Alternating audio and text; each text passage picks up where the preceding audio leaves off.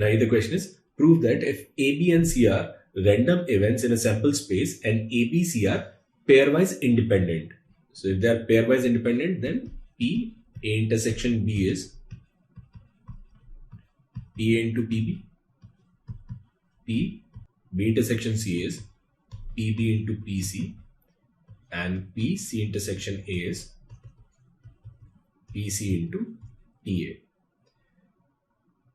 And A is independent of B union C. We are given that P A intersection of B union C is probability of A into probability of B union C. Now we need to prove that A, B and C are mutually independent. That means we need to prove that probability of A intersection B intersection C is PA into PB into PC. Now first we look at this P A intersection B union C. So probability of A intersection B union C. Now if we look at the Venn diagram,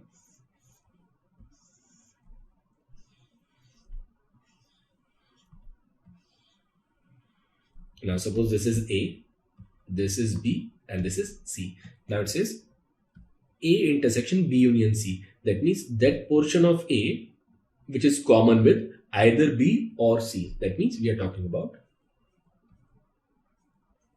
this region. So this P A intersection B union C, it is actually equal to probability of A intersection B plus probability of A intersection C, and since we have taken this region twice, so it will be this minus probability of A intersection B intersection C. Now we can write this as probability of A into probability of B plus probability of A into probability of C minus probability of A intersection B intersection C. Now we are given that it is equal to PA into P B union C. So it is equal to PA into P B union C, and B union C is PB plus PC minus PB intersection C. So we can write this as PA into PB plus PC minus P B intersection C, which is equal to PAPB plus PAPC minus PA, and since B and C are also independent, so it will be this PB into PC. Now PAPB will cancel and PAPC will also cancel. So from here we get this result that P A intersection B intersection C, it is equal to PA into PB into PC, which is what we need to prove in this question. So we have proved that A, B and C are mutually independent. Now in the part B it says an event A is known to be independent of the events B, B union C and B intersection C. Show that it is also independent of C. Now A is independent with B, that means P A intersection B is PA into PB. Now it is also independent with B union C. So A intersection B union C, it is equal to probability of A into probability of B union C, and also it is independent to B intersection C. So from here we can say this is PA into P B intersection C. Now again we'll simplify this. Now this is probability of A intersection B plus probability of A intersection C minus probability of A intersection B intersection C, and it is equal to PA into P B union C, and we can write B union C as probability of B plus probability of C minus probability of B intersection C. So this is probability of A intersection B plus probability of A intersection C minus probability of A intersection B intersection C, and it is equal to PAPB plus probability of A into probability of C minus probability of A into probability of B intersection C. Now P intersection B is PA into PB, it'll cancel, and PA intersection B intersection C is PA into PB intersection C, so it'll cancel. So from here we get this condition that probability of A intersection C is equal to probability of A into probability of C. That means events A and C, they are independent, and that's our second part. Now here the question is, let S be set of triplet A, B, C, where A, B and C are subsets of 1, 2, 3 up to n. Let even be the event that a selected triplet at random from set S will satisfy A intersection B intersection C equals 5, A intersection B unequal to 5, and B intersection C also unequal to 5. And E2 be the event that selected triplet at random from set S will satisfy the condition A intersection B intersection C is 5. Now A intersection B is unequal to 5, B intersection C is unequal to 5, and A intersection C is also unequal to 5. Now PE represents probability of an event. Find the probability of E1, and E1 is the intersection is 0, but A intersection B is non-zero and B intersection C is non-zero. Now if we look at total number of cases, for this given set, we can choose any subset in 2 into 2 into 2 n times, that is 2 to the power n ways. So we have 2 to the power n choices for A, 2 to the power n choices for B, and 2 to the power n choices for C. So total number of choices will be 2 to the power n into 2 to the power n into 2 to the power n, which is simply 8 to the power n. Now we need to find this probability that A intersection B intersection C is 5, but A intersection B is unequal to 5 and B intersection C is also unequal to 5. Now if we look at the Venn diagram, now suppose this is A, B and C. So this is A, B and C. Now if we look at the regions, this is 1, 2, 3, 4, 5, 6, 7 and 8. Now we are given the condition that A intersection B intersection C is 5. So we are not supposed to choose this 7th number. So there should not be any element in this 7. And since A intersection B is unequal to 5 and B intersection C is unequal to 5, there should be at least one element in this region 2 and at least one element in this region 4. Another way to look at this 8 to the power n is, for every element there are 8 choices. It can be placed in either of these 8 regions. So total number of choices we have for all the elements is 8 to the power n. Now for E1, we cannot put any element here. So for the remaining elements we have 7 choices. So total number of choices will be 7 into 7 into 7 n times, and then minus all those cases in which at least one is missing from 2 or 4. So if 2 is missing, then in that case we have 6 to the power n choices. If 4 is missing, we have 6 to the power n choices. And here we have subtracted this case where both 2 and 4 are missing twice. So we need to add this case where both 2 and 4 they are missing. In that case we need to add 5 to the power n to it, divided by total number of ways is 8 to the power n. So probability of E1 will be 7 to the power n minus 2 into 6 to the power n plus 5 to the power n divided by 8 to the power n, and that's your option B. Now it says find probability of E2. Now in E2 situation is same except for the condition that here this 6 must also not be empty. So in this also again we have total number of choices, which is 8 to the power n.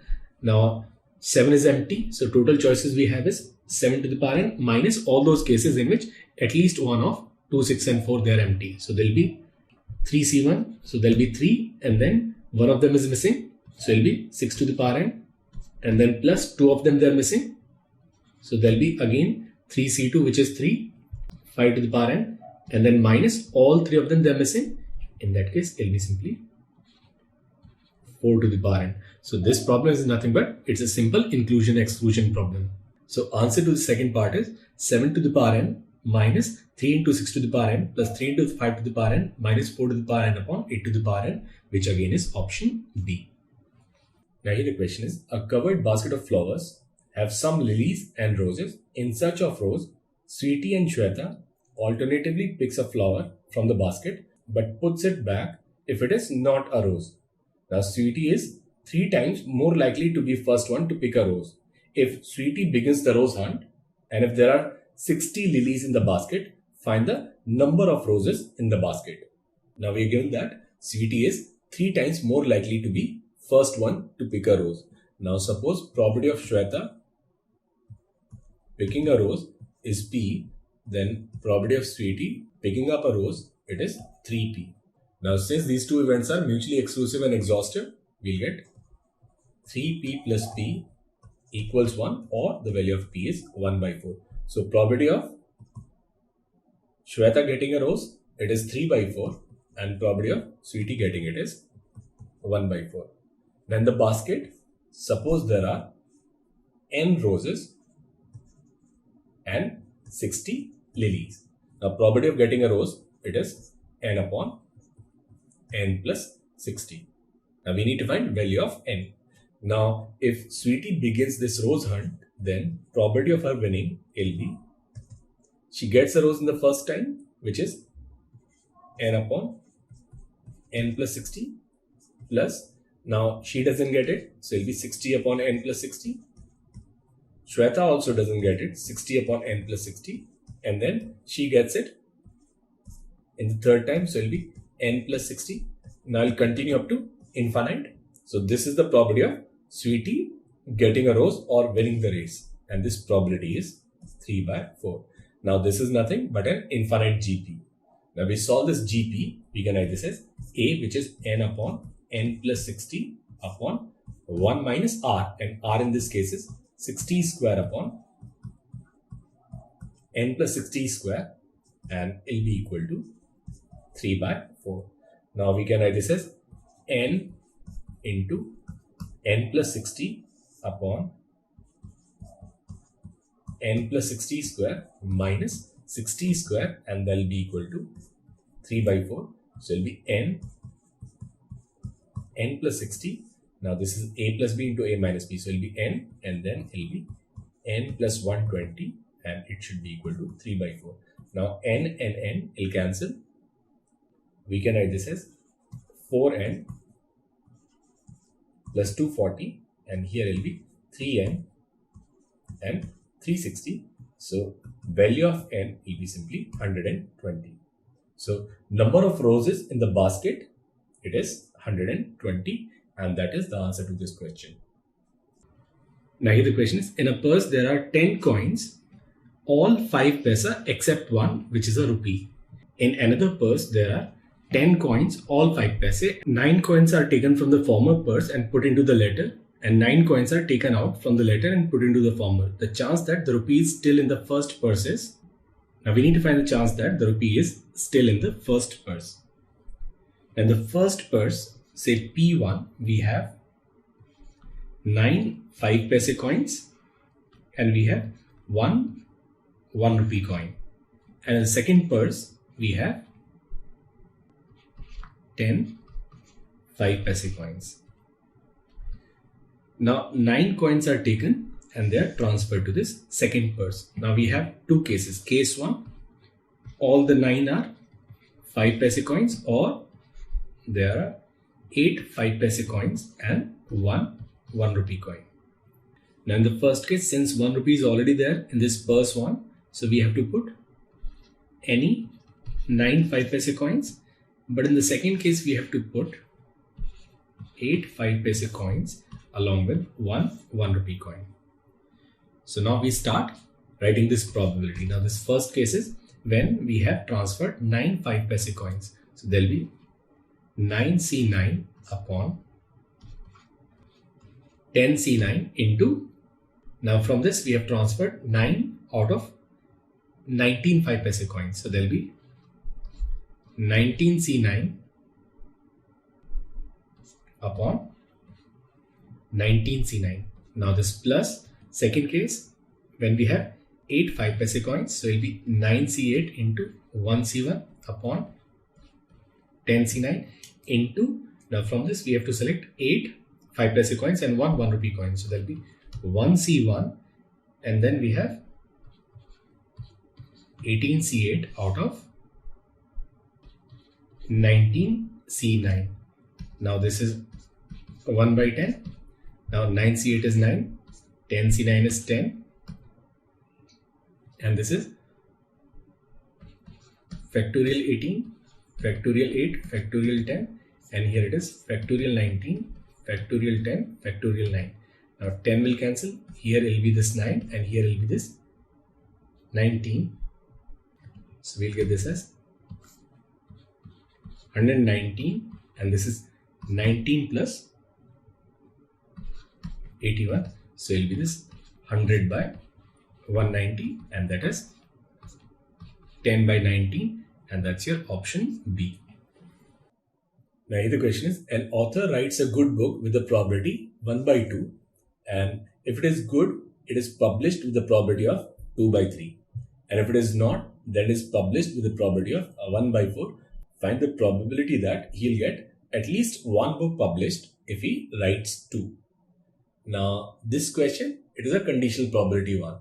Now suppose this author, he writes a book, then this book, it can be either good or bad.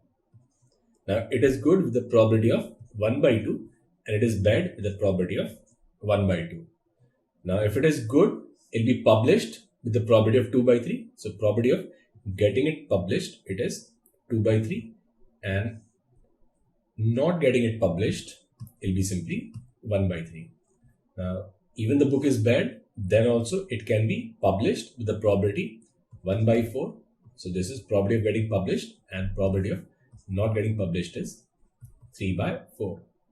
So from these conditions, we can work out the probability that the book will be published. So this probability that this book will be published, it is given by, now this first case, when it is good and it is published, so it will be 1 by 2 into 2 by 3, plus the second case, when it is bad and even then it gets published. So it will be 1 by 2 into 1 by 4. Now this probability will be 24, 8 plus 3. So probability of getting the book published, it is 11 by 24. Now this probability that at least one it get published, we can write it 1 minus probability that none of the book get published. So it will be 1 minus, and then will be 11 by 24 whole square, which is 407 upon 576, and that is the answer to this question. Now here the question is, let A and B be two events defined on a sample space such that probability of A is 0.4, probability of B is 0.8, and probability of A0 upon B0, it is 0.1. We need to find this probability A0 union B. Now first we'll simplify this first condition. Now for this we can write probability of A0 upon B0 will be equal to probability of A0 intersection B0 upon probability of B0, and this value is 0.1. Now probability of A0 intersection B0 will be probability of A union B0 upon probability of B0, and probability of B0 is 0.2. So we can write 1 minus probability of A union B will be equal to 0.02, or probability of A union B is simply 0.98. Now once we have probability of A union B, probability of A and probability of B, we can work out probability of A intersection B will be probability of A plus probability of B minus probability of A union B. Now probability of A is 0.4 plus 0.8 minus 0.98, so there will be 0.22. So now we have probability of A, we also have probability of B, we have probability of A union B, and we also have probability of A intersection B. Now this first part is we need to find probability of A naught union B. Now we need to find probability of A naught union B. Now we can solve this using algebraic methods, and we can also solve this using Venn diagram. Now suppose if we take this sample space and we have A and B, now it says we need to find probability of A naught union B. Now A naught is everything else other than A, and then union B, which means this part. So we have to find probability of this shaded region. Now before that, what we'll do is we'll find this probability. So this probability, say P, it is probability of A minus probability of A intersection B. Now probability of A is 0.4 minus probability of A intersection B is 0.22. So there will be 0.18. Now this probability of A naught union B, it is nothing but it is complement of this probability. So it will be this 1 minus P. So it will be this 1 minus 0.18, and there will be 0.82. So answer to this first part is probability of A naught union B is 0.82. Another way of solving this question can be, we can find P A naught union B as probability of A naught plus probability of B minus probability of A naught intersection B. Now this is probability of A naught plus probability of B. Now probability of B intersection A naught is probability of B minus probability of A intersection B. Now here probability of B will cancel. Now probability of A naught is 0.6 minus, and it is minus minus plus, and probability of A intersection B is 0.22. So it will be simply 0.82. So either we use graphical method or algebraic method, we'll end up getting the same answer. Now the second part is we have to find this probability, that probability of A naught intersection B union A intersection B naught. So we need to find probability of A naught intersection B union A intersection B naught, which is probability that exactly one of them happens. And this probability, we know that it is equal to probability of A naught intersection B plus probability of A intersection B naught. Since these two events, they are mutually exclusive. Now this is probability of B minus probability of A intersection B, and this is probability of A minus probability of A intersection B. So it will be this PA plus PB minus 2 times P A intersection B. Now probability of A is 0.4, probability of B is 0.8 minus 2 into, and then A intersection B is 0.22. So there will be 1.2 minus 0.44, and which is 0.76, and that is the answer to this question. Now here the question is, two numbers x and y are chosen at random from the set 1, 2, 3 up to 3n. Find the probability that x square minus y square is divisible by 3. Now what we'll do is we'll partition this set in 3 parts according to the remainder when the numbers are divided by 3. So we'll have this first set, say S1, in which we have numbers which are multiples of 3 and which will leave the remainder 0 when divided by 3, and number of numbers in this set is n. Now we have the second set which leaves the remainder 1. It'll have 4, 7, 10, and again it'll have n such numbers, and this third set which is 5, 8, 11, leaving the remainder 2 when divided by 3, and again we have n such numbers. So what we have done is we have partitioned this set in 3 sets. Now we need to find the probability that x square minus y square is divisible by 3. Now we can write x square minus y square as x minus y into x plus y. Now this number will be divisible by 3 when x minus y is divisible by 3. Now, it will be divisible by 3 if both the numbers, they are either from S1, or both of them they are from S2, or both of them they are from S3. So this required probability will be simply, now NE2 from this set will be given by NC2. Now for S2 also will be NC2, and for S3 also will be NC2. So there will be 3 into NC2 plus, now this X plus Y will be divisible by 3 if either both the numbers they are from this set S1, which we have already included, or when one number is from S2 and the other number is from S3. In this case we have NC1 and NC1. In that case, sum of remainders will be 3. So this number X plus Y will be divisible by 3. So this required probability will be favorable divided by total. Now total number of ways of choosing 2 from these 3n numbers will be simply 3n C2. Now this is 3n n minus 1 by 2 plus n square, and here will be 3n minus 1 whole divided by 2. Now this is 3n square plus 2n square, and there will be 5n square minus 3n upon 3n into 3n minus 1. So this required probability will be 5n minus 3 upon 3 into 3n minus 1, and that is the answer to this question. So that's your first part.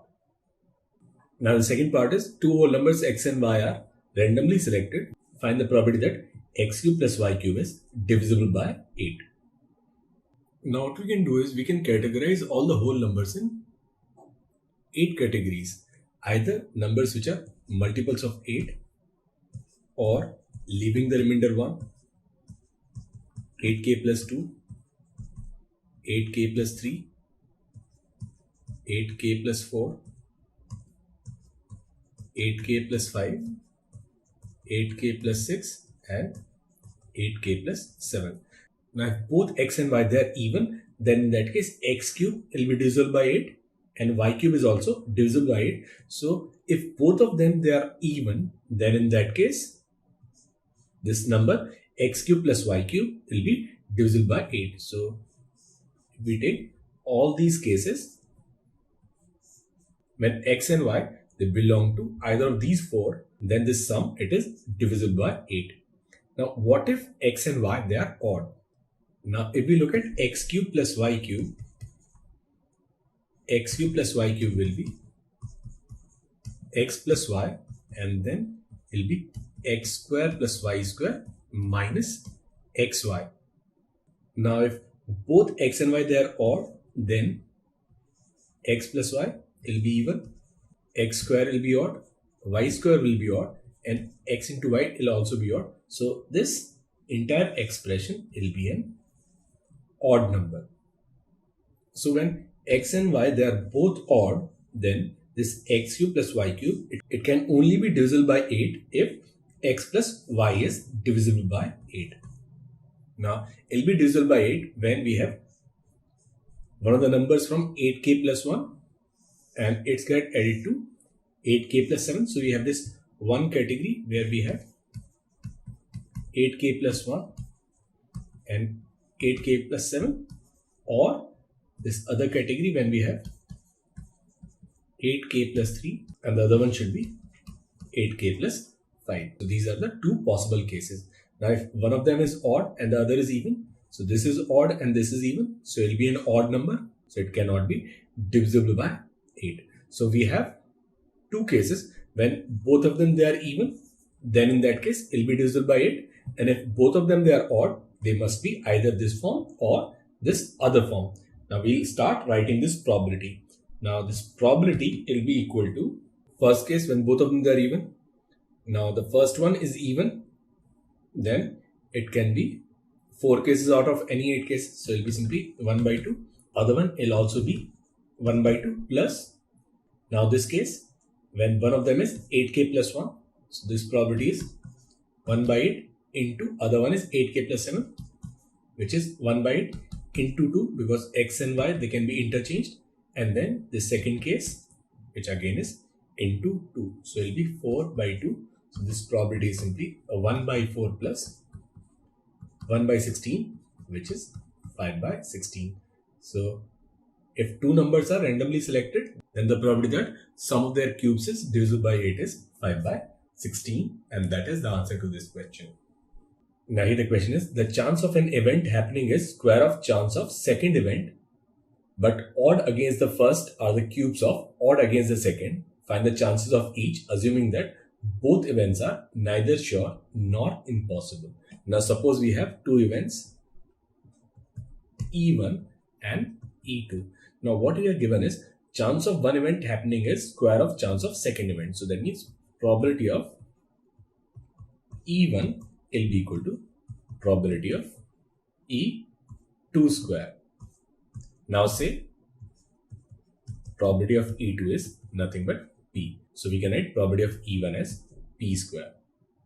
Now it also says odd against the first. Now odd against first is probability of E1 naught upon probability of E1 will be equal to cube of odd against second. So there will be probability of E2 naught upon probability of E2 whole cube.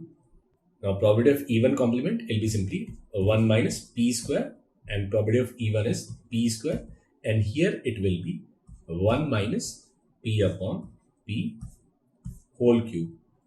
Now we can cancel 1 minus P and we can also cancel P square. So we can write this as 1 plus P into P, and that will be equal to 1 minus P whole square. So it will be P plus P square, and here it will be 1 plus P square minus 2P. Now this P square will cancel. So we'll get 3P equals 1. So value of P is simply 1 by 3. So probability of this event E2 will be 1 by 3, and probability of event E1 will be simply 1 by 9. And that is the answer to this question. Now the question is, a box contains 3 coins, 2 of them are fair and 1 two-headed. A coin is selected at random and is tossed. If the head appears, the coin is tossed again. And if tail appears, then another coin is selected from the remaining coins and tossed. Find the probability that head appears at least twice. Now, first we have to toss a coin. So this coin, it can be either a fair coin or it can be a two-headed coin. Now, if we toss a fair coin, it may result in either heads or tails. So it may come either heads or tails.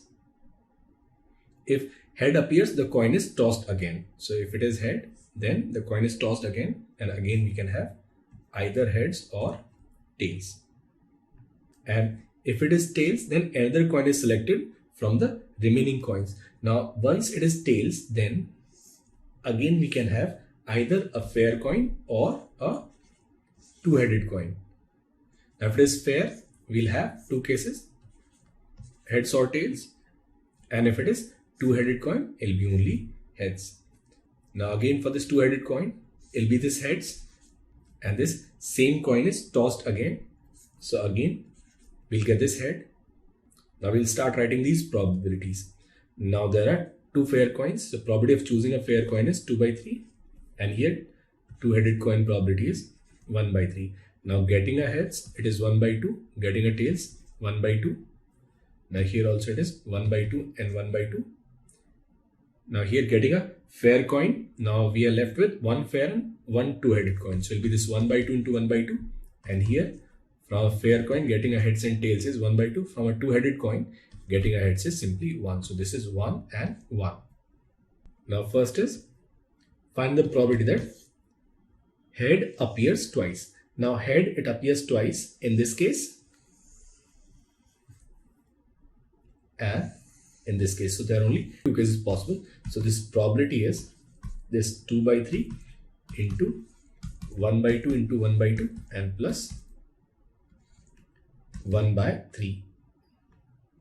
Now this third one is find the probability that tail appears twice.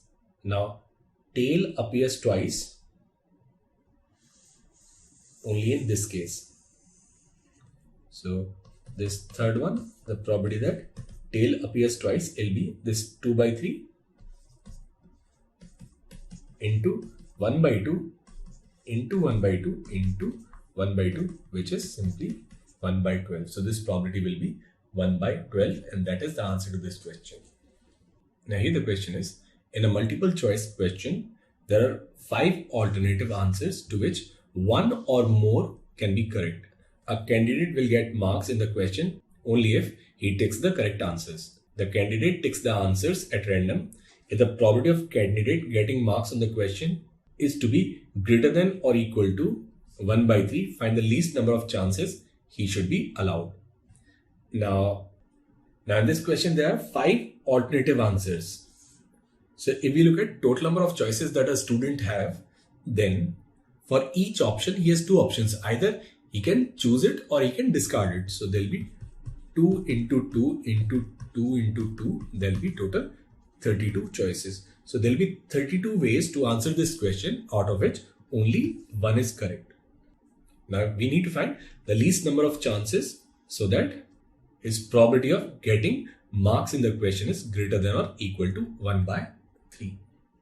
He'll get marks if he gets it right in the first attempt, which is this probability 1 by 32, or he doesn't get it in the first time, so it'll be this 31 by 32, but he gets it in the second time, which is 1 by 31, or he gets it in the third time, so it'll be 31 by 32 into 30 by 31 into 1 by 30, and it continues n times. Now here 31 will cancel, 31 and 30 will cancel, so this probability will be simply n by 32. Now it says this probability, it should be greater than or equal to 1 by 3. That means value of n, it should be greater than or equal to 32 by 3, which is 10 point something. So that means minimum value of n should be 11. So the probability of the candidate getting marks on the question greater than or equal to 1 by 3, he should be allowed at least 11 chances. And that is the answer to this question. Now here the question is, there are m red socks and n blue socks where m is greater than n in a cupboard, and they are well mixed up, where m plus n is less than or equal to 101. If 2 socks are taken out at random, the chance that they have the same color, it is 1 by 2. Find the largest possible value of m. Now we need to find the probability that they are the same color. So if they are both red, then this is mc2.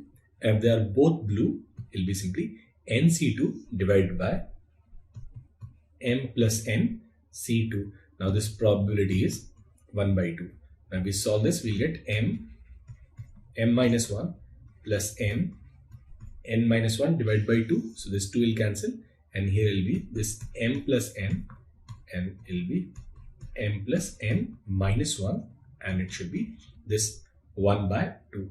Now we simplify this, we'll get this as 2m square plus 2n square minus 2m minus 2n, and here will be m plus n whole square, which is m square plus n square plus 2mn minus m minus n. Now m square n square will cancel once, and then m and n will also cancel, so it will cancel. From here we'll get this condition that m square plus n square minus 2mn will be equal to m plus n, or m minus n whole square will be equal to m plus n. Now this m plus n, it is less than or equal to 101. We can write m minus n, it is less than or equal to under root of 101. Now we have 2 conditions. M minus n, it is less than or equal to under root 101, and m plus n, it is less than or equal to 101. So if we add them, we get 2m, it should be less than or equal to 101 plus, and this is 10 point something. So it will be 111 divided by 2. So this m, it should be less than or equal to 111 point something divided by 2, which is 55 point something. So the maximum possible or the largest possible value of m is simply 55, and that is the answer to this question. Now here the question is, with respect to a particular question on a multiple choice test having 4 alternatives with only one correct, a student knows the answer and therefore can eliminate 3 of the 4 choices from consideration with probability 2 by 3. So the probability that student knows the answer, it is 2 by 3. Now he can eliminate 2 of the 4 choices from consideration with probability 1 by 6. So this second case, when he can eliminate 2 choices, this probability, it is 1 by 6. One choice with probability of 1 by 9. So eliminating one choice, it is 1 by 9, and can eliminate none with the probability 1 by 18. So if it is none, then it is 1 by 18. Now if we add them all up, their sum is 1. So all these cases, they are mutually exclusive and exhaustive. Now probability of getting the answer correct, if he knows the answer, it is simply 1. Probability of getting the answer correct, if he can eliminate 2 choices, it will be simply 1 from the remaining 2 choices. Probability of getting the answer correct, if he can eliminate 1 choice, it will be simply 1 out of 3 choices. And if he cannot eliminate any of the choices, then this probability will be simply 1 out of 4, which is 1 by 4. Now it says, if the answer given by the student was found correct, then the probability that he knew the answer is A by B, where A and B are relatively prime. Find the value of A plus B.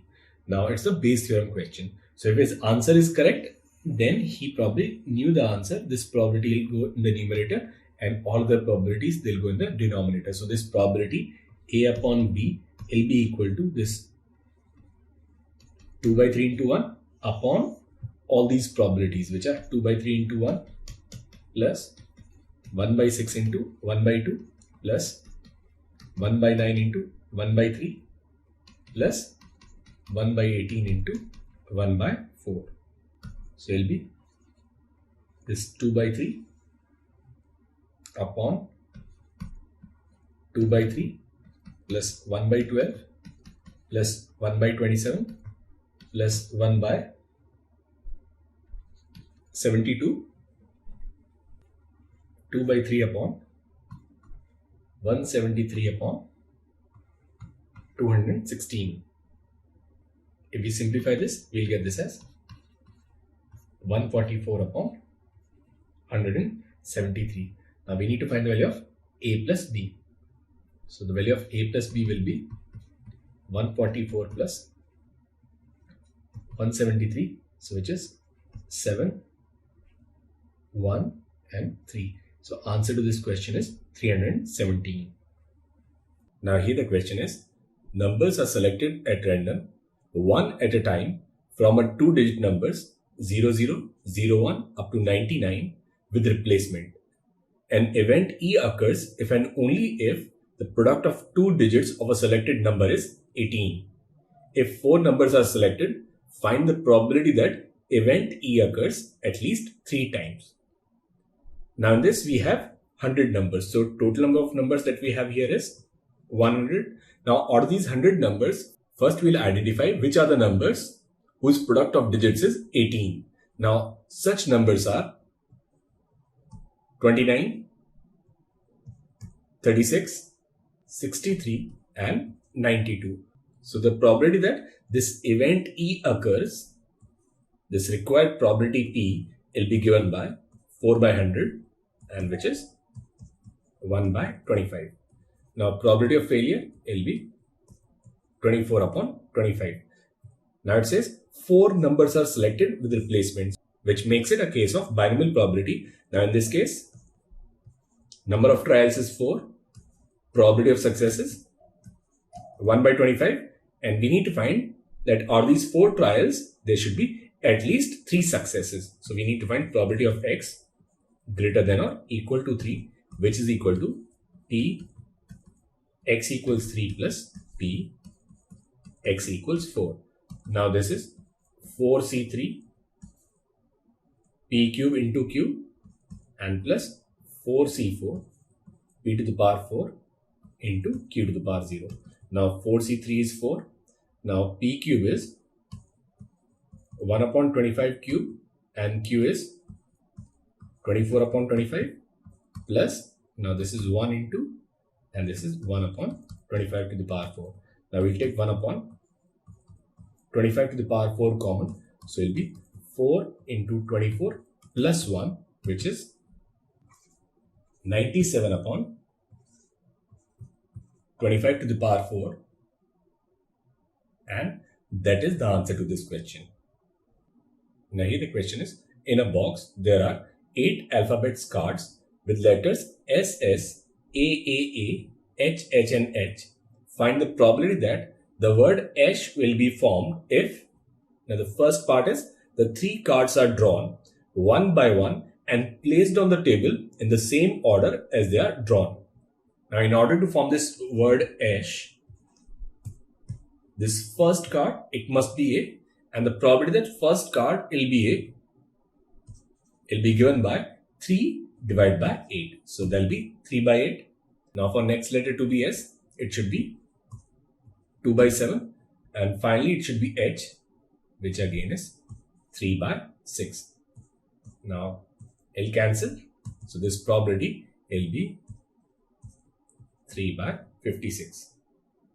So if the cards are drawn one by one and placed in the same order, then this required probability will be 3 by 56. Now if we come to the second case, when 3 cards are drawn simultaneously, now in this case we need to choose any one out of these 2 A's, so it will be 2C1, any one out of 3 A's, so it will be 3C1, and any one out of 3 H, so there will be 3C1 divided by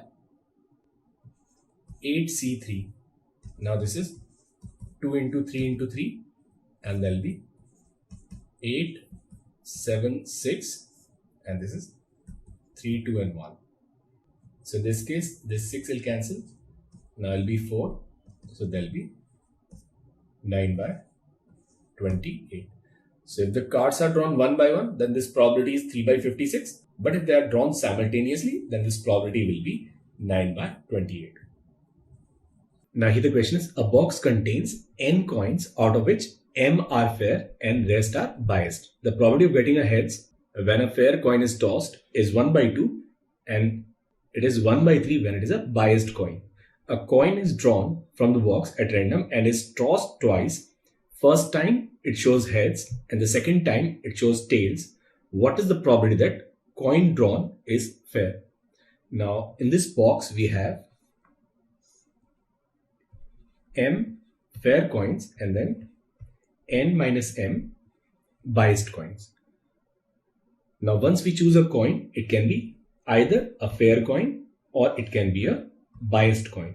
Now probability of choosing a fair coin, it is m by n, and probability of choosing a biased coin, it is n minus m by n.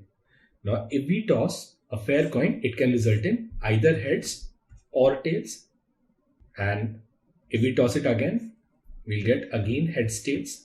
Here also it will be this heads and tail, and for this biased coin also we'll have these results as heads, tails, and heads and tails. This is tails. Now for this fair coin, probability of getting heads or tails, it is simply 1 by 2, so it will be this 1 by 2 throughout. And for this biased coin, probability of getting a heads, it is 2 by 3, and getting a tails is 1 by 3. Now again this is 2 by 3, 1 by 3, and this is again 2 by 3 and 1 by 3. Now it says the coin is drawn, it first shows heads and then it shows tail. First head then tail, so it is this case in case of a fair coin, and in case of a biased coin it is this case. Now it says, what is the probability that coin drawn is fair? So clearly it is a Bayes theorem question. So if it results in this combination head tail, then we have to find the probability that it is a fair coin. So we'll take this fair coin case in the numerator, which is m by n into 1 by 2 into 1 by 2 upon total cases, which is m by n into 1 by 2 into 1 by 2 plus n minus m by n into, now this is 2 by 3 into 1 by 3. Now we can cancel this n with n. So it will be this m by 4. And here we'll get this as m by 4 plus 2 n minus m by 9.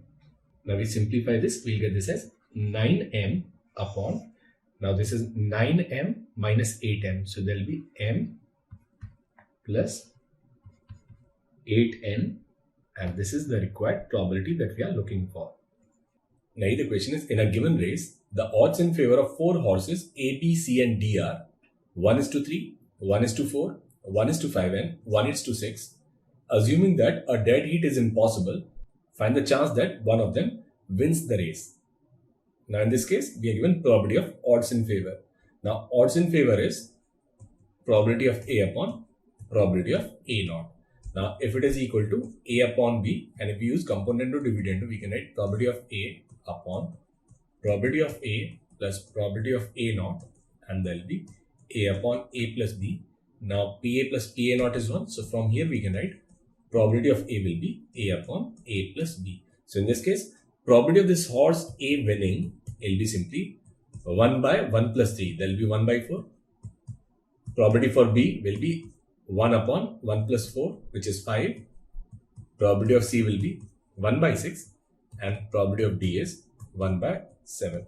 Now in this race, dead heat is impossible. That means no 2 horses can be winners simultaneously. So there has to be only one horse who is going to win the race. So in this case, this required probability that the winning horses, one of them will be given by probability of A union, B union, C union D, and it will be simply PA plus PB plus PC plus PD, which in this case is 1 by 4 plus 1 by 5 plus 1 by 6 plus 1 by 7, which is 319 upon 420, and that is the answer to this question. Now here the question is, a hunter's chance of shooting an animal at a distance of r is a square by r square.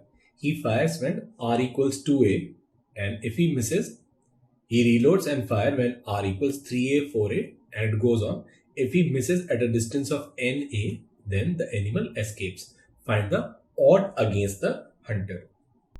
Now in this question, hunter fires at 2a, 3a, 4a, and it goes all the way up to na. Or we'll simply say this r is equal to k into a, where the value of k starts from 2 and it goes all the way up to n.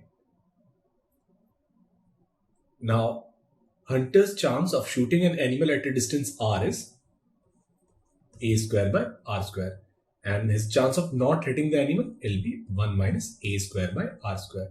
Now what we'll do is we'll find the probability that the hunter doesn't hit the target and the animal escapes. The probability that hunter misses the target will be given by, he missed it at first place, 1 minus a square upon 2a square into 1 minus, he misses at a distance of 3a up to 1 minus, he misses at a distance of na also. Now we can write this as this product, k varies from 2 to n, 1 minus a square upon k square into a square. Now this a square will cancel.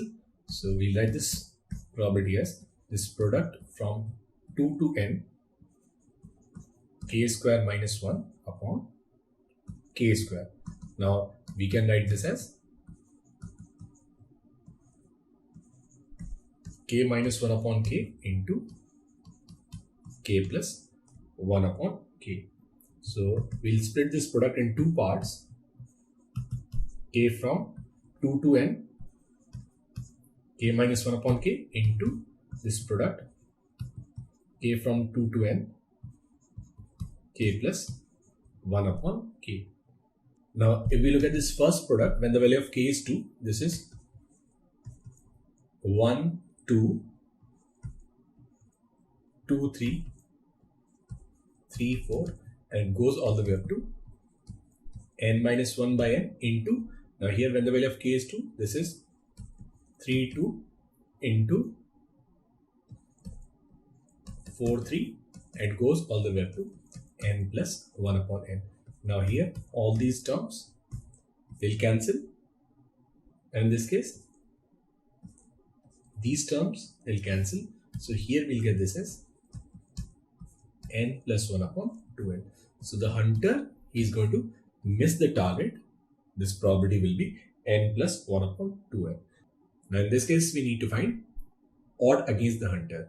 Now odd against the hunter will be pt naught upon pt, which is n plus 1 upon 2n, and this is 1 minus n plus 1 upon 2n.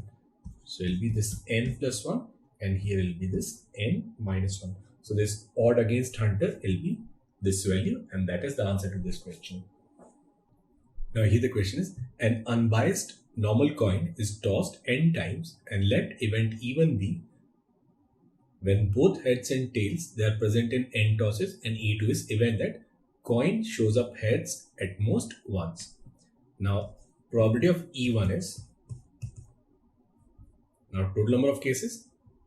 Now if a coin is tossed n times, then total number of ways will be simply 2n, and favorable case will be when both heads and tails they are present. So there will be total, which is 2 to the power n, minus cases when it is either all heads or all tails, which are simply 2 cases.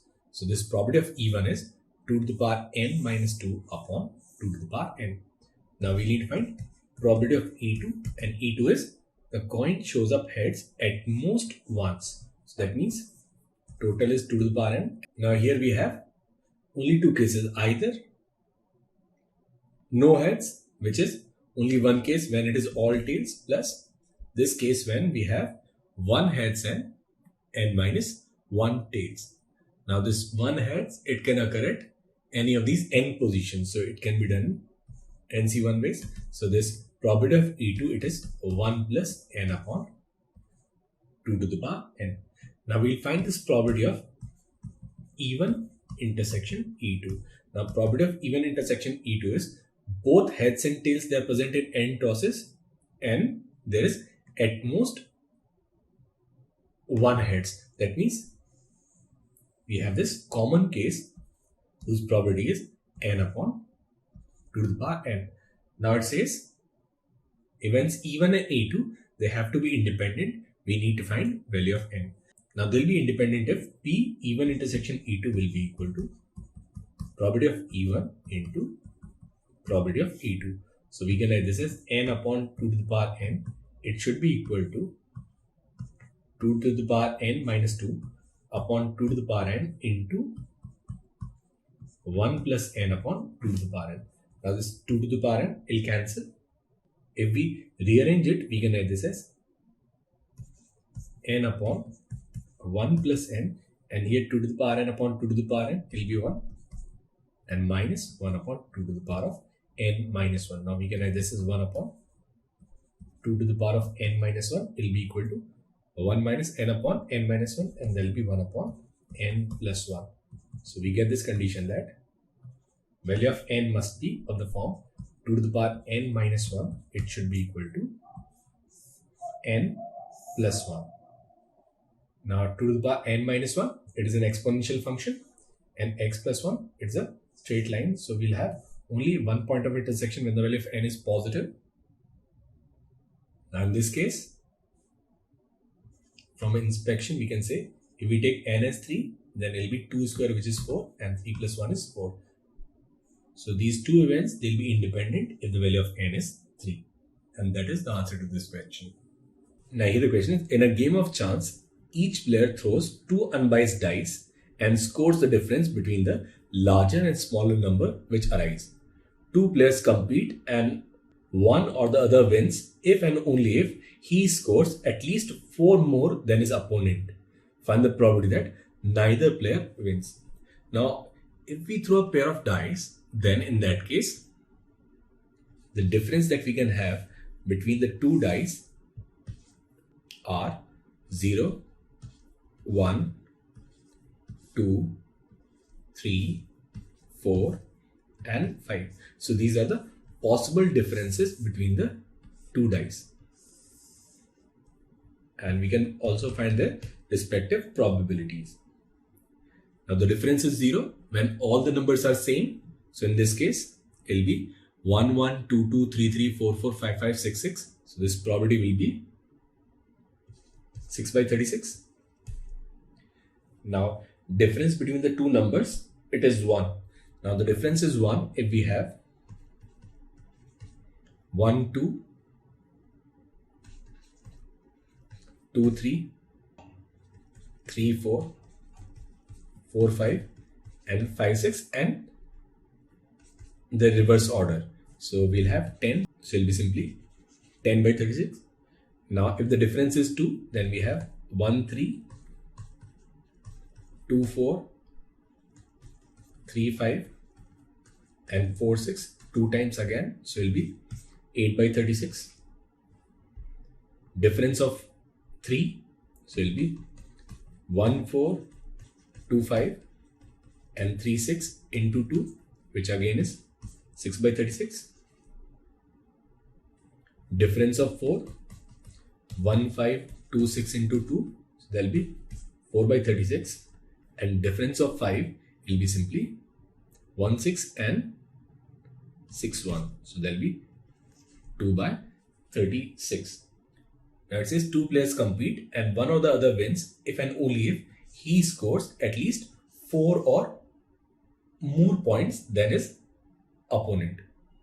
Find the probability that neither player wins. What we'll do is we'll find the probability that one of them actually wins the match. So the person is going to win if there is a margin of at least 4. So it can be either 0, 4, 0, 5, and 1, 5. So these are the only 3 cases possible. So this required probability will be 2 times, because it can be 0, 4 or 4, 0, 5, 0 or 0, 5, or 1, 5 and 5, 1. So 2 times into the probability of getting 0 and 4. There will be 6 by 36 into 4 by 36. So it will be 24 by 36 square plus 0, 5. 0, 5 will be 12 by 36 square, and plus 1, 5, and 1, 5 will be 20 by 36 square. Now 24 plus 12 is 36. 36 square upon 36 is 1 by 36. So it will be 1 by 36 plus, and here will be 5 36 into 9. So we can write this as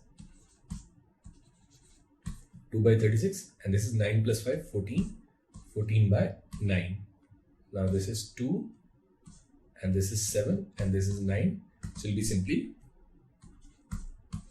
7 by 81. Now we need to find the probability that neither of them wins the match. So it will be this probability of W naught, and there will be 1 minus 7 by 81, and there will be simply 74 by 81, and that is the answer to this question. Now here the question is, a certain drug manufactured by a company is tested chemically for its toxic nature. Let the event the drug is toxic is denoted by H, and the event the chemical test reveals that the drug is toxic is denoted by S. Now probability that the drug is toxic, it is A. Now we are given that probability of S by H equals probability of S naught by H naught, it is 1 minus A. Then show that probability that the drug is not toxic, given that the chemical test reveals it is toxic, is free from A. So either this drug will be toxic or it is not toxic. Now probability that this drug is toxic, it is given by A. So if it is not toxic, it is given by 1 minus A. Now if it is toxic,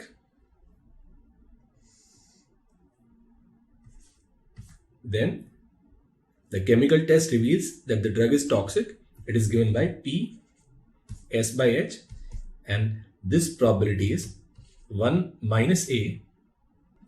Now in this case we are not given that probability S by H naught, but rather we are given probability of S naught by H naught, and this is 1 minus A. Now we know that probability of S by H naught plus probability of S naught by H naught will be probability of S intersection H naught upon probability of H naught plus probability of S naught intersection H naught upon probability of H naught. This is probability of H naught, and this is probability of H naught minus probability of S naught intersection H naught plus probability of S naught intersection H naught. Now it will cancel. So this is 1. So sum of these two probabilities is 1. Now we are given that probability of S naught minus H naught, it is 1 minus A. Then probability of S upon H naught is simply A. Now we need to find the probability that the drug is not toxic, given that chemical test reveals that it is toxic. Now it is a Bayes theorem question. So we need to find probability that it is not toxic even though the test reveals it is toxic. So what we'll do is we'll take this case in the numerator. So it'll be this 1 minus A into A in the numerator upon now these two cases in the denominator. So it'll be A upon 1 minus A plus 1 minus A into A, and this is 1 by 2, which is independent of A. So this conditional probability is free from A, and its value is simply 1 by 2. Now the next question is, a person has 3 tests in succession. The probability of his passing the first test is P. That of his passing each successive test is P or P by 2 accordingly if he passes or fails in the preceding one. He gets selected provided he passes at least 2 tests. Determine the probability that the person is selected. Now in the 3 tests, this person could either pass all the 3 tests, which is pass, pass and pass, or it could be pass, pass, fail, or pass, fail and pass, or it could be fail, pass and pass. So these are the 4 cases in which this person is going to be selected. Now this required probability for this event, say A, it will be, now for the first test, he passes with the probability P. Now if he passes this first test, then probability of passing the next test, it again is P, and here also it will be this P plus, now passing here is P, next one also will be P, and failing the third will be simply 1 minus P. Now passing the first one, P, failing second, it is 1 minus P, and if it has failed in the second test, then passing this third, it is P by 2. So it will be this P by 2. And here it is failing the first, 1 minus P, passing second, it is P by 2, and then again it is P. So here it will be this P cube plus P square minus P cube, and then here will be P square minus P cube. Now this P cube will cancel. So this probability will be 2P square minus P cube, or simply P square into 2 minus P. And which is the answer to this part A. Now this part B, it says, in a combat, A targets B and both B and C, they target A. The probability of A, B and C hitting their targets are 2 by 3, 1 by 2 and 1 by 3 respectively. Now they shoot simultaneously and A is hit. Find the probability that B hits its target while C does not. Now in this combat, A targets B, whereas B and C, they both target A. Now probability of A hitting their target, it is 2 by 3. For B, this probability is 1 by 2, and for C this probability is simply 1 by 3. Now it says A is hit. Now A is going to be hit if both B and C they hit the target, or B hits and C misses, or B misses and C hits the target. Now we have to find this probability that B hits his target whereas C does not. That means B hits his target whereas C does not. So basically this is the condition for Bayes theorem. So we have to find this probability that B hits and C does not, provided A is hit. Now for this, we'll take this case in the numerator. So it will be this probability of B intersection C naught divided by this complete probability, which is probability of B intersection C plus probability of B intersection C naught plus probability of B naught intersection C. Clearly, these events are independent. So we can write this as probability of B, and probability of B is 1 by 2 into probability of C naught, and probability of C naught is 2 by 3. Here it will be B and C, so it will be 1 by 3 into 1 by 2 plus B, it is 1 by 2, and C naught is 2 by 3, and plus B naught is 1 by 2, and C is simply 1 by 3. Now it will be this 2 divided by, now this is 4, so this required probability is 1 by 2. So if A is hit, then the probability that B hits and C misses, it is simply 1 divided by 2. Now here the question is, if A and B are independent events, then prove that probability of A union B into probability of A naught intersection B naught, it is always less than or equal to probability of C, where C is an event defined that exactly one of A or B occurs. Now first we will define this probability of C. Now probability of C is exactly one of A or B occurs. So it will be this probability of A intersection B naught plus probability of A naught intersection B. Now this is probability of A into probability of B naught plus probability of A naught into probability of B. Now if we look at this left hand side, we can write this left hand side as probability of A union B into probability of A naught intersection B naught. Now we know that probability of A union B is probability of A plus probability of B minus probability of A intersection B. So this probability of A union B will always be less than or equal to probability of A plus probability of B. So we can write this probability of A union B will be less than or equal to PA plus PB, and here since A and B they are independent, we can write this as probability of A naught into probability of B naught.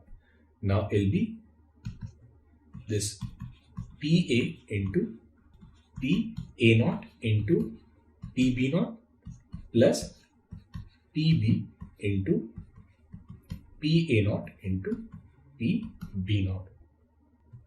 Now clearly PA naught and PB naught, they are less than or equal to 1, and if they are less than or equal to 1, that means this is less than or equal to PA into PB naught plus PB into PA naught, which is nothing but PC. So we have proved that probability of A union B into probability of A naught intersection B naught will always be less than or equal to probability of C if A and B are independent and C is an event defined that exactly one of A or B occurs. Now here the question is, a bag contains 12 red balls and 6 white balls. Now 6 balls are drawn one after other without replacement, of which at least 4 balls are white. Now find the probability that in the next 2 draws exactly 1 white ball is drawn. Leave the answer in terms of NCR. Now it says there are at least 4 balls which are white. So we will have 2 cases. Case 1 when we have 4 white and 2 red, or this case when we have 5 white and 1 red. If we find this probability 4 white is 6C4 into 12C2 divided by 18C6, and here will be 6C5 into 12C1 upon 18C6. And in this case, we are left with 2 white and 10 red balls. And in this case, we are left with 1 white and 11 red balls. Now it says in the next 2 draws, exactly 1 white ball is drawn. So for the next stage, we have to select any 2 from these 12. So it will be this 12C2, and this one should be white and the other one should be red. So it will be this 2C1 into 10C1. In the same way, for this one also, it will be this 12C2, and this is 1C1 into 11C1. So this required probability is sum of these two, which is the answer to this question. Now here the question is, a 6-faced fair die is thrown until 1 comes. Then the probability that 1 comes in even number of trials is. Now suppose the event that 1 comes, it is A, and 1 doesn't come, it is A complement. We need to find the probability that 1 comes in even number of trials. So for this probability, we have this case when first one, it is not 1, and then second one is 1, or first is not 1, second is not 1, third is not 1, but fourth is 1, and will continue up to infinite. Now probability of A naught, so not getting 1 is 5 by 6 and getting 1 is 1 by 6. Now this is 5 by 6 whole cube into 1 by 6 and will continue up to infinite. So this probability is nothing but an infinite GP whose sum is 5 by 36 upon 1 minus 25 by 36. So which is 5 by 11, and that's your option A. Now here the question is, there are 2 lots of identical articles with different amount of standard and defective articles. There are n articles in the first lot and n of which are defective, and capital M articles in the second lot, of which small m are defective. If k articles are selected from the first lot and L from second, a new lot results. Find the probability that an article selected at random from the new lot is defective. Now the article which is selected from this new lot, it can either come from lot 1 or it can come from lot 2. Now the new lot, we are choosing k articles from lot 1 and L articles from lot 2. So probability of choosing an article from first lot is k upon k plus L, and the probability of choosing an article from second lot is L upon k plus L. Now we need to find the probability that it is defective if it has come from this first lot. Now in the first lot, small n are defective. So this probability will be simply n by capital N, and here if it is from second lot, the probability of it being defective will be small m by capital M. So the probability that selected or chosen article will be defective will be given by probability of first intersection in defective or probability of second intersection defective, and we can solve it using conditional probability. So it will be k upon k plus L into n by n plus L upon k plus L into small m by n. So it will be simply kn capital M plus L small m capital N upon k plus L into capital M capital N, and that is the answer to this question. Now here the question is, a player tosses an unbiased coin and is to score 2 points for every heads turning up, 1 point for every tail turning up. If Pn denotes the probability that his score is exactly n points, then prove that Pn minus 1 equals 1 by 2, Pn minus 2 minus Pn minus 1. Now, we know that Pn is probability of scoring exactly n points. Now, a player can score n points if he has n minus 2 points already, and then he gets a head for which he's going to get 2 points, or he has n minus 1 points and then he gets a tails. Now n minus 2 points, it is given by p n minus 2, and probability of getting a heads is 1 by 2, and n minus 1 points is p n minus 1, and probability of getting a tails is simply 1 by 2. Now if we subtract Pn minus 1 from this, we can write Pn minus Pn minus 1. It will be simply 1 by 2 into Pn minus 2 minus Pn minus 1, which is what we need to prove in this question. Now it says also compute P1 and P2 and hence deduce the probability that he scores exactly 4. Now in this case, P1 is he scores exactly 1 point, and it is possible if and only if he gets a tails. So this probability is 1 by 2. Now getting 2 points is either he gets a heads or he gets 2 tails, which is 1 by 2 into 1 by 2, and there will be simply 3 by 4. So now we have the value of P1 and we also have the value of P2. Now Pn is arithmetic mean of these two previous probabilities. So this P3 will be simply 1 by 2 into 1 by 2 plus 3 by 4, which is 5 by 8, and P4 will be 1 by 2 into 3 by 4 plus 5 by 8, and that will be 11 by 16. So the probability that he scores exactly 4 will be given by P4, which is 11 by 16. Now here the question is, each of the n passengers sitting in a bus may get down from it at the next stop with probability P, and moreover at the next stop either no passenger or exactly one passenger boards the bus. The probability of no passenger boarding the bus at the next stop is P0. Find the probability that when the bus continues on its way after the stop, there will be n passengers in the bus.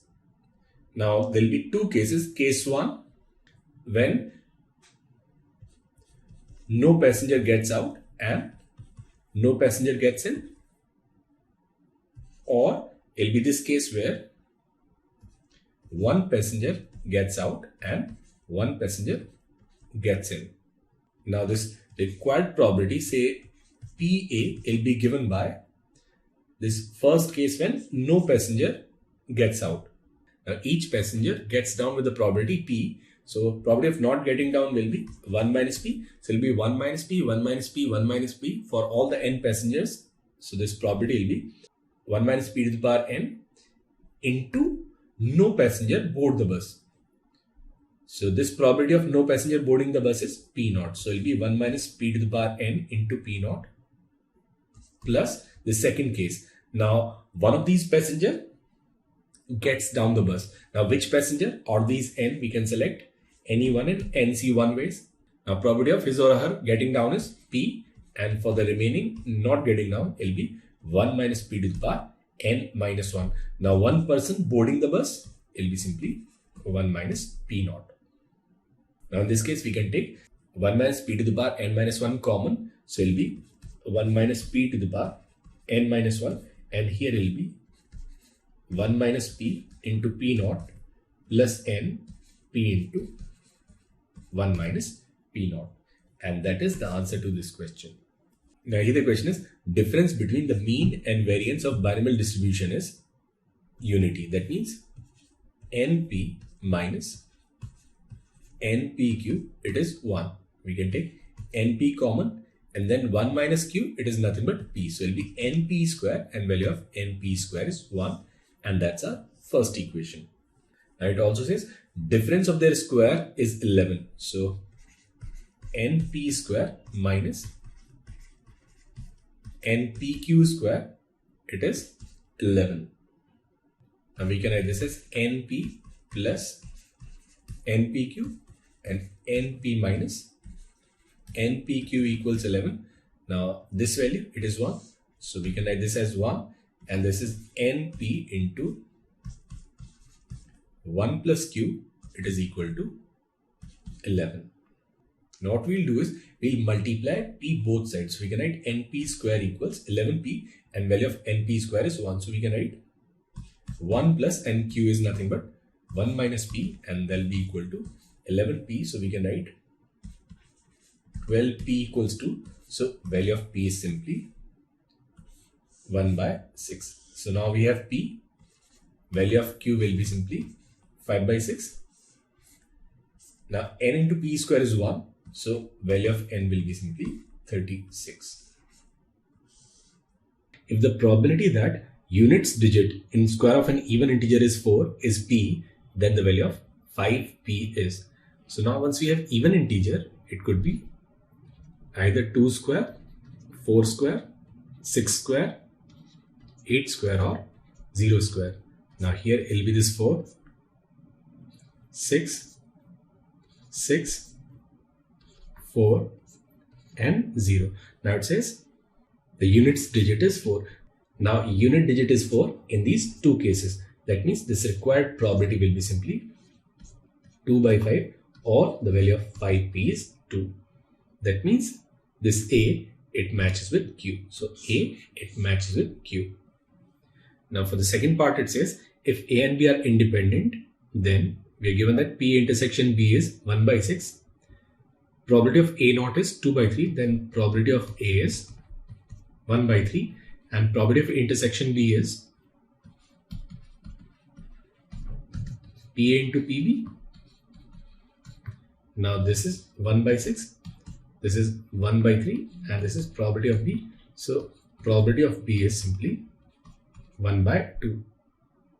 Now we need to find the value of 6p b by a.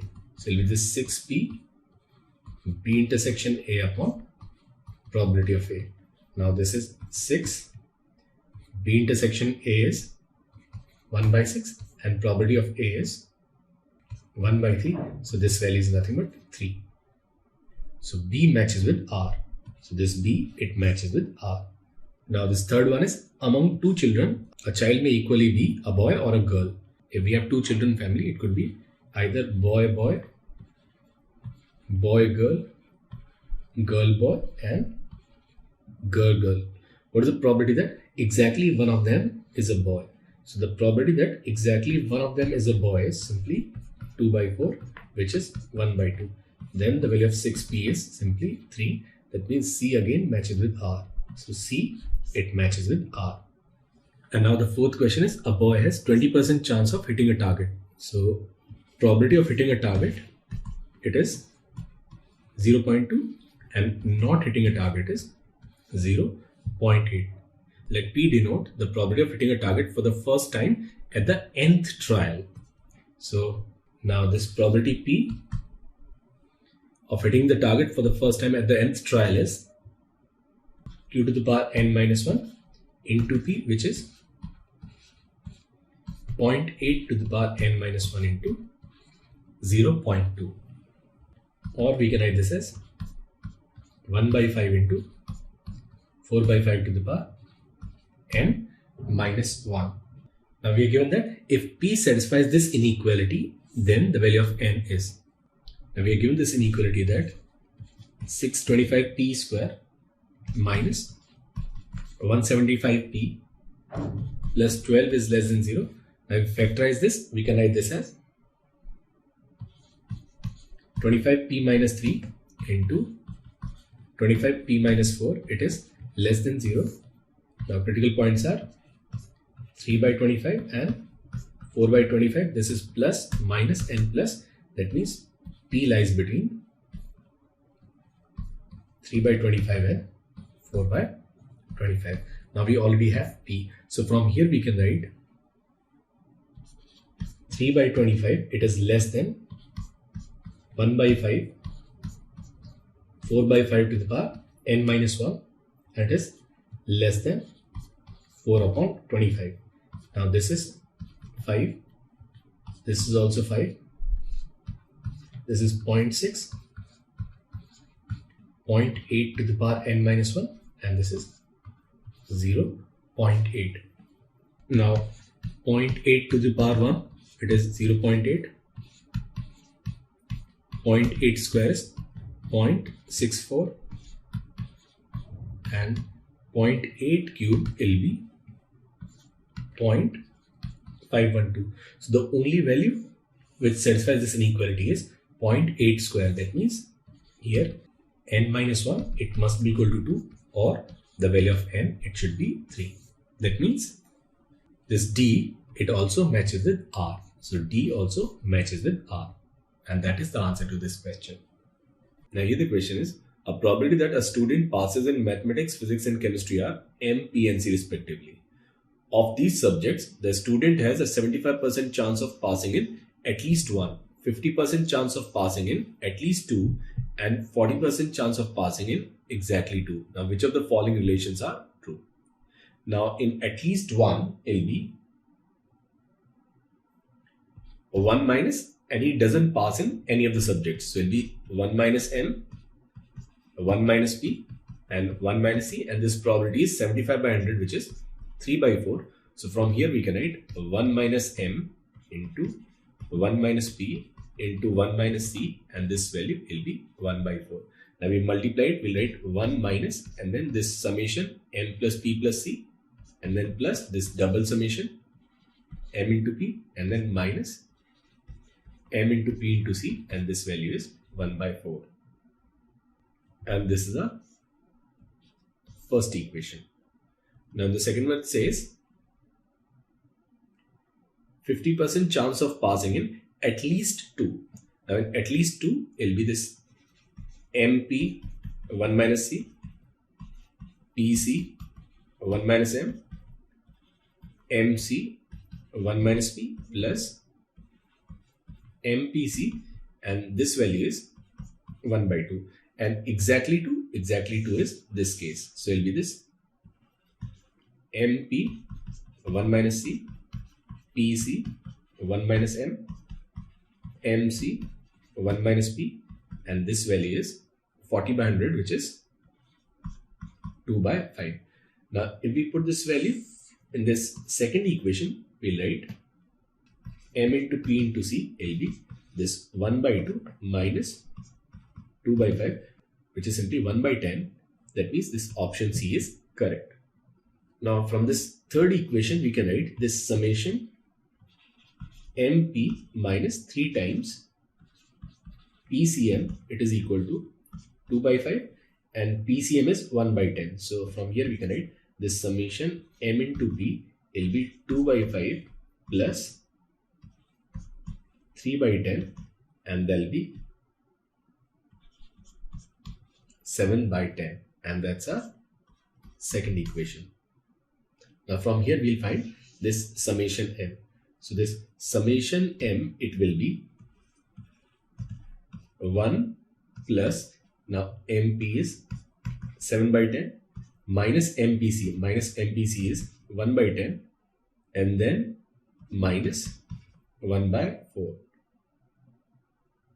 So it will be this 1 plus, and this is 6 by 10, and 6 by 10 is 3 by 5. So it will be 1 plus 3 by 5 minus 1 by 4. Now this is 20.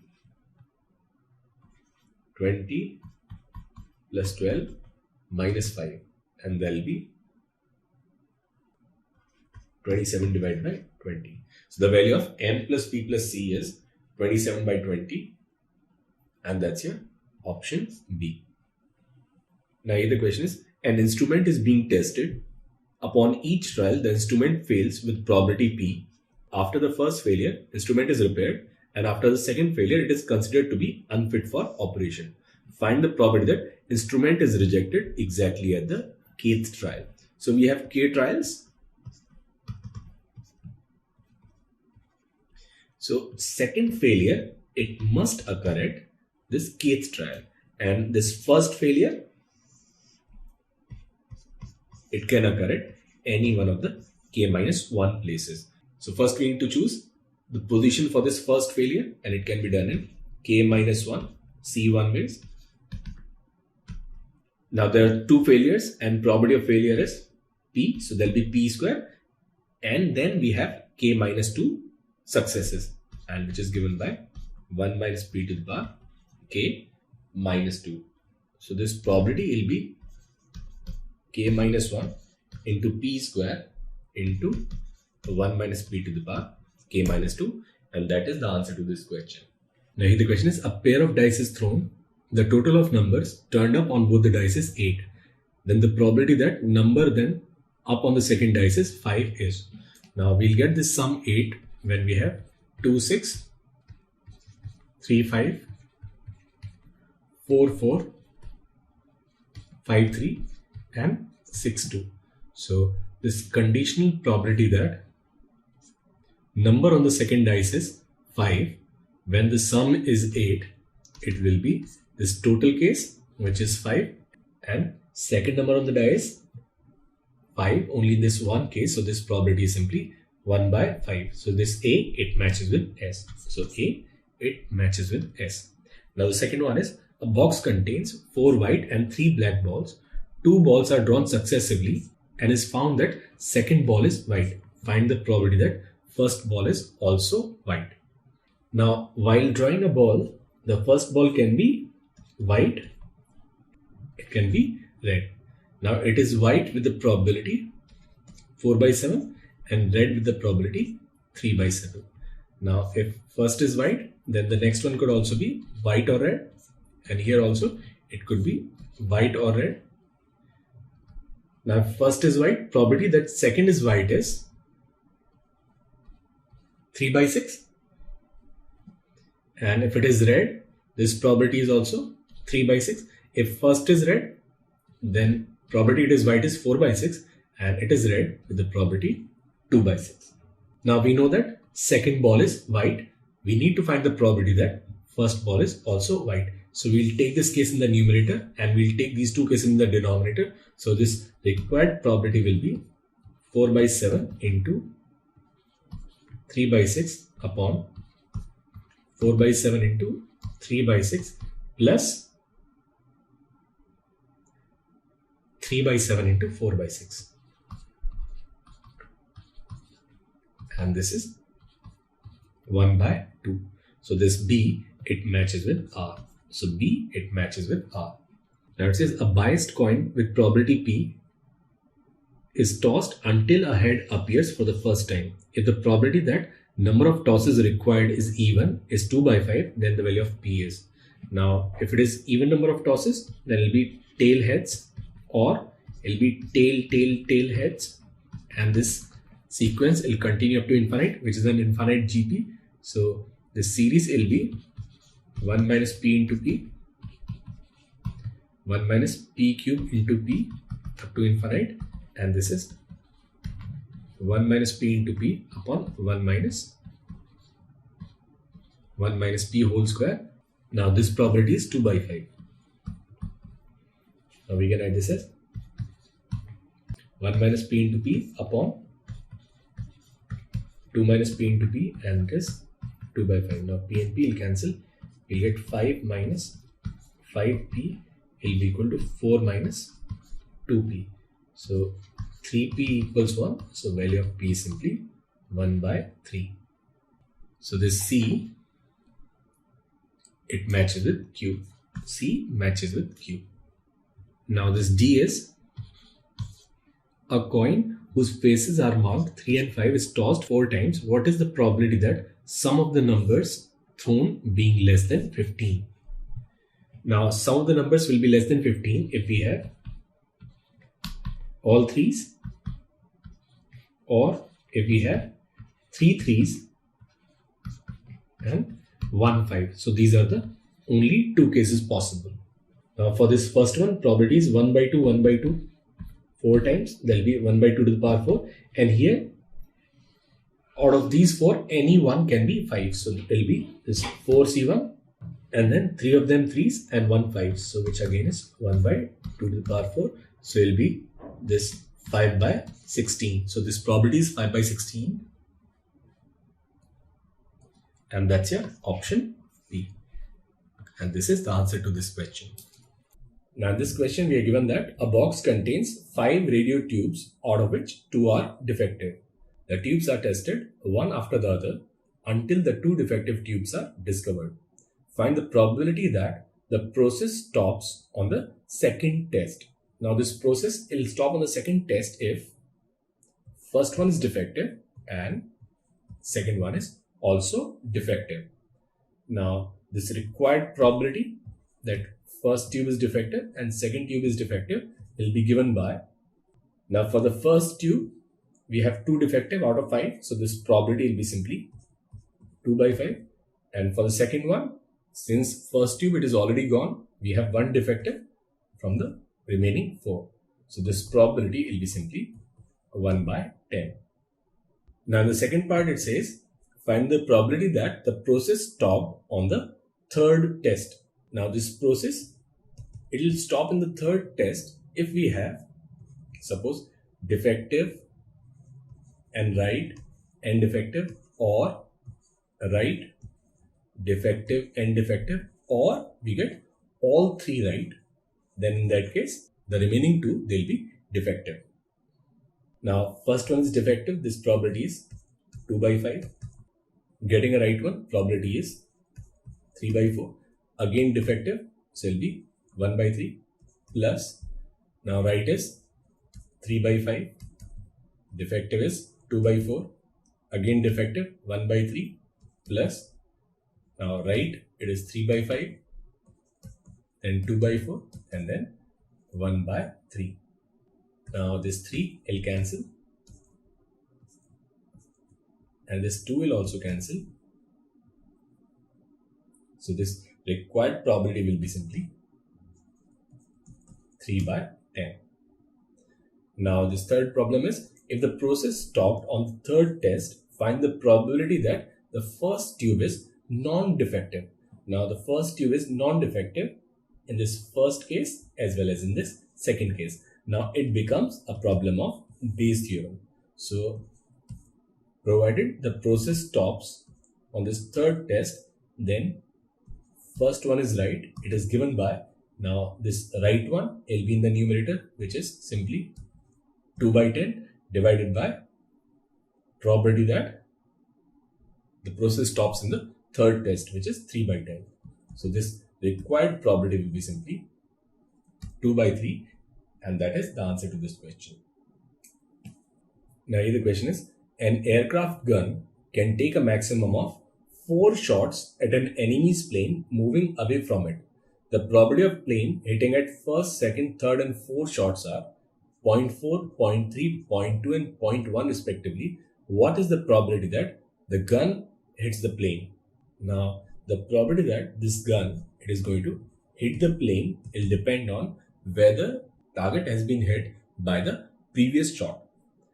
Now the target can be hit on the first shot. In that case, this probability will be simply 0.4 plus, now suppose first shot is missed. Now in this case, this probability will be simply 0.6 into this probability when the target is shot at the second attempt. So it will be simply 0.3 plus, now first 2 attempts they fail. So it will be 0.6 into 0.7 and it is hit in the third shot, and there will be 0.2, and this fourth case when the first 3 shots are missed, so it will be 0.6 into 0.7 into 0.8, and then it is hit by this fourth shot.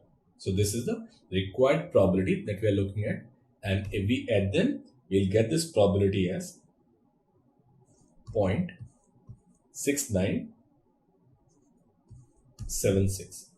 Now another way of solving the same question can be, we can find this probability by using exclusion. So we'll subtract all those cases when the target is missed. So it is missed by all the 4 shots. So there will be 1 minus 0.6 into 0.7 into 0.8 into 0.9, and this probability again will be 0.6976. Now here the question is, 8 players P1, P2, P3 and P8, they play a knockout tournament. It is known that whenever the players Pi and Pj play, then the player Pi will win if I is less than j. Now assuming that players are paired at random in each round, what is the probability that player P4 reaches the final? Now if we look at this first stage, then From these 8, we have to make pairs of 2, 2, 2 and 2, and it can be done in factorial 8 divided by factorial 2 to the power 4 divided by factorial 4. Now this is 8, 7, 6 and 5, and this is 16. So it will be 21 into 5, and there will be 105. So in the first stage, we have 105 possible combinations. Now this P4, he has to reach final. And the final, we know that P1 is going to be there, and we should have P4. Now P1, it can be paired against anyone, but for P4 to be in the final, P4 has to be paired with someone which is greater than 4. So that means in the first stage, when we have P1, P2, P3, P4, P5, P6, P7 and P8. So in the first stage, if P4 has to reach the next stage, this P4, it must be paired with any one of these P5, P6, P7 and P8, and also we should have another pair from the same set where we have PA and PB. So in the first stage, we have 4 possible combinations for P4. So suppose we have selected any one, say P6. Now out of these 3, we have to choose another pair. So that means from the remaining 3, we have to choose any 2, and it can be done in 3C 2 ways. So suppose we have selected P5 and P7. Now we are left with these 4 people, P1, P2, P3 and P8. Now for this P8, we can choose any one partner from P1, P2 and P3, and it can be done in 3C 1 ways, and remaining 2, they'll form the last pair. So in the second round, now we'll have 4 players. P1 will be there, P4 will be there, and then out of P2 and P3, one of them will be there. We'll say, suppose this is PH, P high, and then one from lower, and there'll be PL. So the probability that P4 goes to this next stage will be this value divided by total combinations, and which is 105. Now P4 has to reach final. P4 will reach final if and only if this P4, it is paired with PL, which is lower value of P5, P6, P7, P8, which was there from the first round. So in this case, this P4, it has to be paired with PL, and this can be done in 1 by 3 ways. So this required probability will be 4 into 3 into 3, 36 divided by 105 into 3. Now this is 12, and this is 4 by 35. So the probability that P4 reaches final, it is 4 by 35, and that is the answer to this question. Now here the question is, a coin has probability P of showing heads when tossed. So probability of getting a heads, it is P, and probability of getting a tails, it is 1 minus P. Now it is tossed n times. Now Pn denotes the probability that no 2 or more consecutive heads occur. Now if we look at T1, that means this coin is tossed once. So in that case, either way, heads or tails, it will satisfy the condition. So this P1 will be 1. Now if we look at P2, P2 will be the case when we have either heads tails or tails heads or tails tails. That is 1 minus this case when it has turned heads both times. So it will be this 1 minus P square. So that's your P1 and P2. Now if we look at Pn, now Pn is n tosses, and in these n tosses, there should be no 2 consecutive heads. Now if we look at this Pn for this nth toss, suppose this is this nth toss, it can result in either heads or tails. Now if it has resulted in heads, here it must be tails. Now here it could be anything. Now this arrangement is nothing but this is Pn minus 2. So it will be this Pn minus 2 into this probability of getting a tails, which is 1 minus P, into probability of getting a heads, which is P. And then plus, if it is tails here, then the previous one, it could be either heads or tails. Now this is nothing but this is Pn minus 1, and then the probability of getting a tails, it is 1 minus P. So this Pn will be 1 minus P into Pn minus 1 plus P into 1 minus P into Pn minus 2 for all n greater than or equal to 3, and which is what we need to prove in this question. Now here the question is, 15 coupons are numbered from 1 to 15 and 7 coupons are selected at random, one at a time with replacement. The probability that largest number appearing on selected coupon is 9. Now, if the coupon has all the numbers from 1 to 9, we have 9 favorable cases. So this required probability will be 9 divided by 15 for each ticket, and there are 7 tickets or 7 coupons. So there will be 9 upon 15 to the power 7.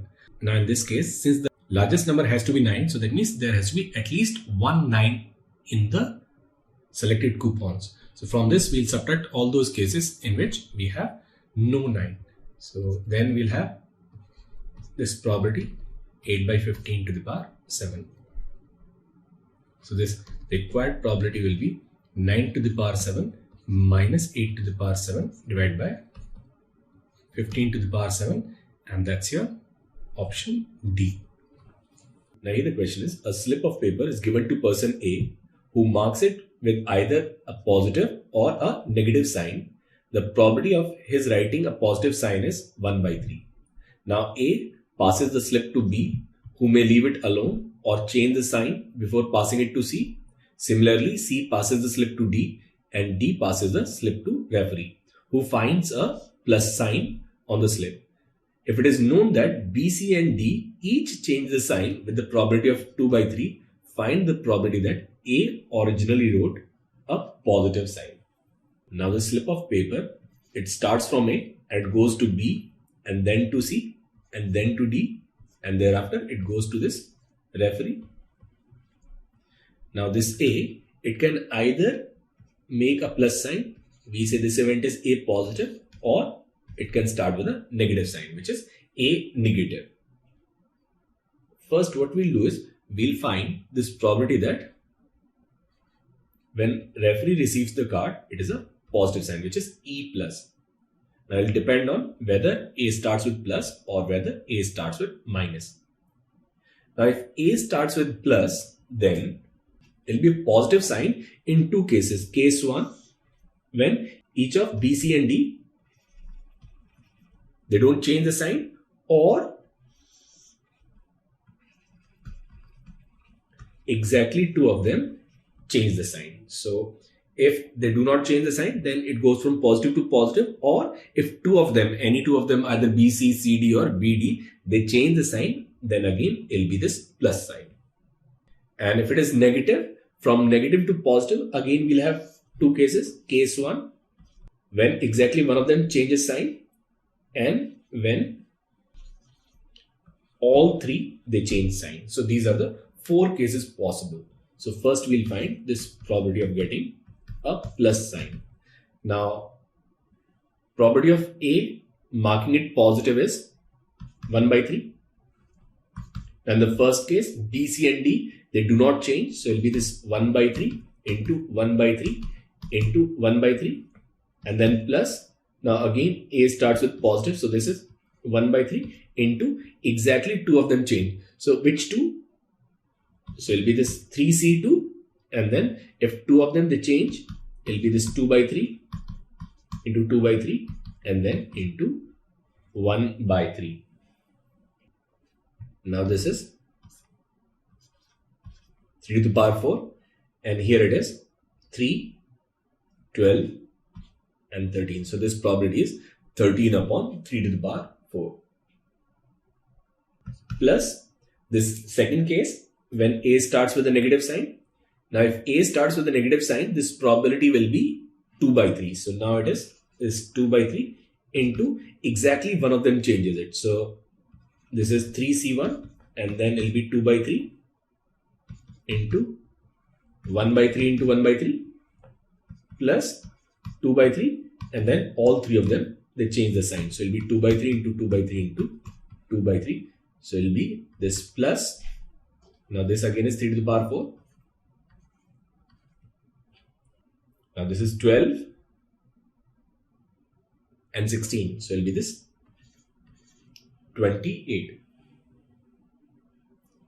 Now we need to find this conditional probability that if referee receives a plus sign, then A started with a positive sign. So we take this positive sign case in the numerator, which is 13 upon 3 to the power 4 divided by this whole case, which is 28 plus 13, 41 by 3 to the power 4. So this required probability is 13 by 41, and that is the answer to this question. Now here the question is, if M and N are independent events such that probability of M lies between 0 and 1 and probability of N also lies between 0 and 1, then which of the following is correct? Now if they are independent, they need not necessarily be mutually exclusive. Now the second one is M and N complement are independent. So if we find this probability of M intersection N naught. Now this is probability of M minus probability of M intersection N. Now since M and N they are independent, we can write this as probability of M minus probability of M into probability of N. Now we'll take probability of M common, so it will be this probability of M and then 1 minus probability of N. So this is Pm into Pn naught. That means M and N naught, they are independent. So option B is correct. Now if we look at this option C, then we need to find this probability of M naught intersection N naught. Now probability of M naught intersection N naught is probability of M union N naught. So this is 1 minus probability of M union N. Now this is 1 minus probability of M minus probability of N, and then plus probability of M intersection N. Now M intersection N is probability of M into probability of N. Now here this is Pm naught, and here if we take Pn common, it will be again Pm naught. Now if we take Pm naught common, it will be this 1 minus Pn. So it will be Pm naught into Pn naught, and that means this option C is also correct. Now if we look at this option D is probability of M by N plus probability of M naught by N. Now if M and N are independent events, then probability of occurrence of M doesn't depend on N. So probability of M by N is simply probability of M, and in the same way probability of M naught by N is simply probability of M naught, and they are complementary events, so they are mutually exclusive and exhaustive. So this probability is 1. So that means option D is also correct. Now here the question is, a local post office is to send M telegrams which are distributed at random over N communication channels where N is greater than M. Each telegram is sent over any channel with equal probability. The chance that not more than one telegram will be sent over each channel is. Now for each telegram we have N options. So total number of ways of sending these M telegrams will be simply N into N into N, M times, and there will be simply N to the power M. Now it says we need to find the probability that not more than one telegram will be sent over each channel. That means for each telegram we must have exactly one communication channel. So we have N channels and M telegrams, and N is greater than N. So we need to choose M channels from N, and that can be done in NC, M base. And once we have M telegrams and N channels, then we can arrange these M telegrams in factorial M base. So this required probability is NCM into factorial M divided by N to the power M. We can also solve the same question using the concept of one-on-one functions. Now here the question is, a bag contains N plus 1 coins in which N coins are fair, and then we have one two-headed coin. Now one of these coins is selected at random and tossed. The probability that the toss results in head is 7 by 12. Find the value of N. Now this result, it is going to depend on whether it is a fair coin or whether it is a two-headed coin. Now the probability of selecting a fair coin is n upon n plus 1, and probability of selecting two-headed coin is 1 upon n plus 1. Now if it is fair coin, then probability of getting a heads, it is 1 by 2, and the second case, probability of getting a heads is 1. So the total probability of getting a heads in this case will be n upon n plus 1 into 1 by 2 plus 1 upon n plus 1, and this probability is given as 7 by 12. Now we can write this as n plus 2 upon 2n plus 1, it is equal to 7 by 12 or 7 by 6. Now this is 6n plus 12, and this is 7n plus 7. So value of n here is 5. So number of tosses in this case should be 5, and that's your option A. Now here the question is, if these three are probabilities of three pairwise exclusive events, then set of all values of P is. Now we know that any probability, it lies between 0 and 1. So this 1 plus 3P by 3, it should lie between 0 and 1. 1 minus P by 4 should also lie between 0 and 1. And 1 minus 2P by 2 should also lie between 0 and 1. Now from this first one, we will get this case that P is greater than minus 1 by 3 and it is less than or equal to 2 by 3. From this we'll get P lies between 0 and 1, and from here we'll get the condition that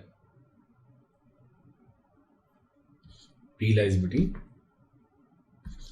0 and 1 by 2.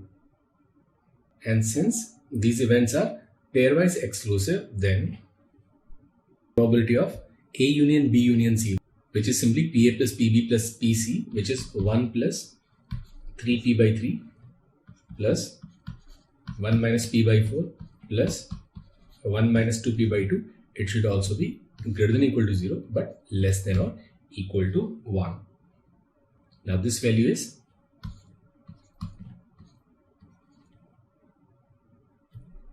13 minus 3P by 12, and it should lie between 0 and 1.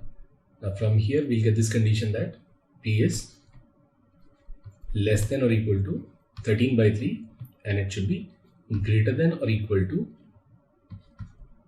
1 by 3. Now if we take intersection of all these conditions, then from here we'll get the value of P, it should lie between included 1 by 3 to included 1 by 2, and that's your option B. Now here the question is, two cards are randomly drawn from well shuffled pack of 52 playing cards without replacement. Let X be the first number and Y be the second number. Now Ace is denoted by 1, Jack by 11, Queen by 12 and King by 13. Find the probability that X and Y satisfy this condition. Now we solve this, we can write this as log 3 and it will be X plus Y upon XY. It should be equal to minus 1 or 3 times X plus Y. It must be equal to XY. Now from here we can say 3 divides X or 3 divides Y. So at least one of X or Y, it must be a multiple of 3.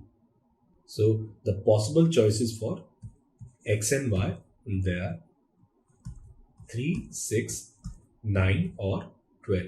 Now if we choose X as 3, then in that case this 3 and 3 will cancel. We'll get 3 plus Y equals Y. We'll get 3 equals 0, which is not possible. So X equal to 3 is not possible. Now if we take X as 6, then it will be 3, 6 plus Y, and there will be 6Y. Now this is 2. We'll get Y equals 6. So this is one feasible case when the value of X is 6 and when the value of Y is also 6. Now if we take X as 9, here it will be 3 into 9 plus Y, and it will be equal to 9y. Now this is 3. We'll get 2y equals 9. We won't get any integral value. So again, x equal to 9, it is not possible. And finally, we have x equals 12. Now, if we put x as 12, it will be 3 into 12 plus y equals 12y. Now this is 4. So we get 3y equals 12. Value of y is 4. So we get our second case when x is 12 and y is 4. Now since there is symmetry in the problem, we can consider the same analysis for y. So again we'll have x equals 6 and y equals 6, and we'll have one more case when x is 4 and y is 12. So these are the 3 feasible solutions possible for this problem. Now we need to find its required probability. Now this required probability will be given by, now probability that x is 6. So this probability will be simply 4 by 52, and then into next one is also 6, and that will be 3 by 51 plus. Now x equals 12, so it will be 4 by 52, and y equals 4, which again is 4 by 51. Now this is 4, so 4 by 52 and 12, then 4 by 51.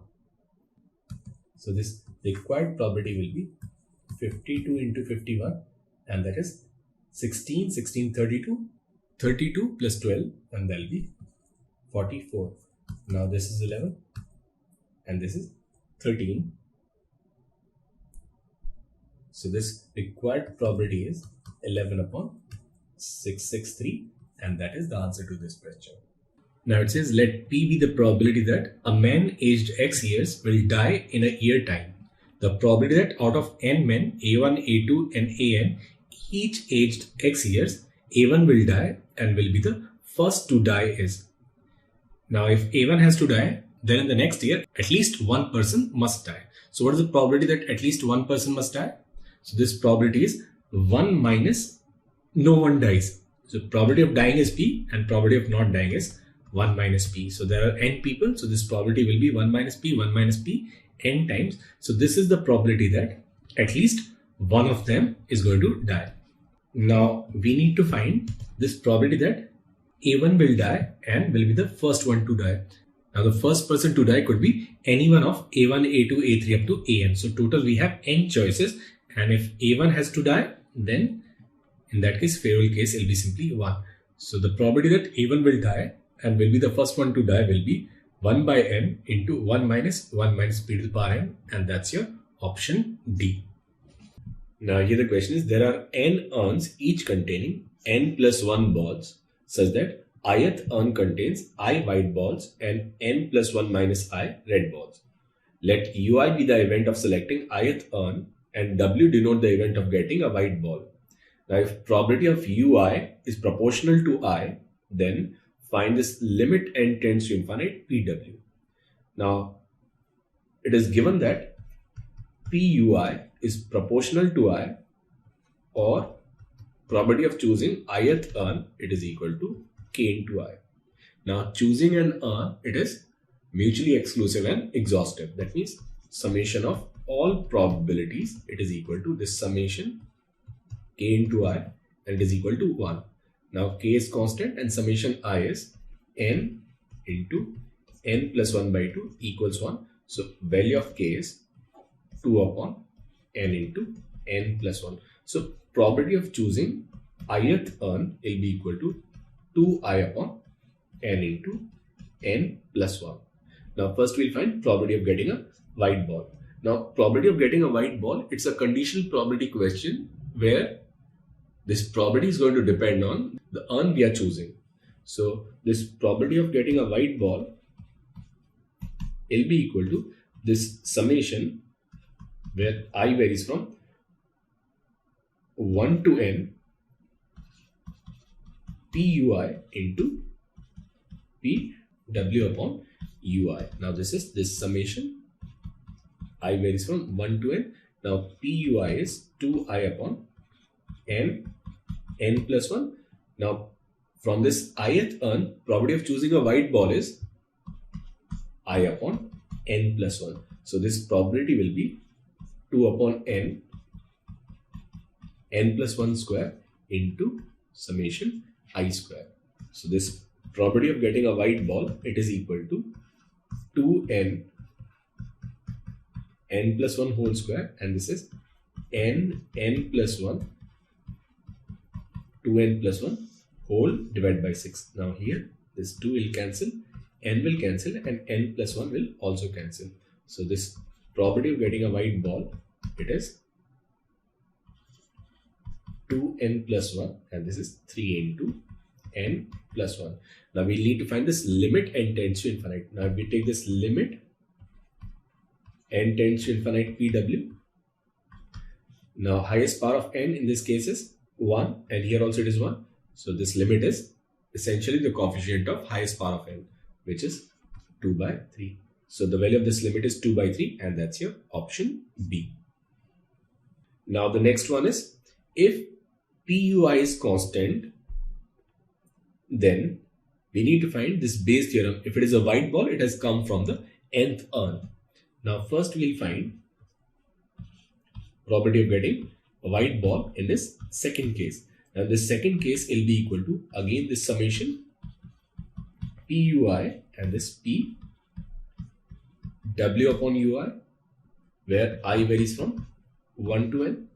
Now this is this C, and here it is I upon n plus 1.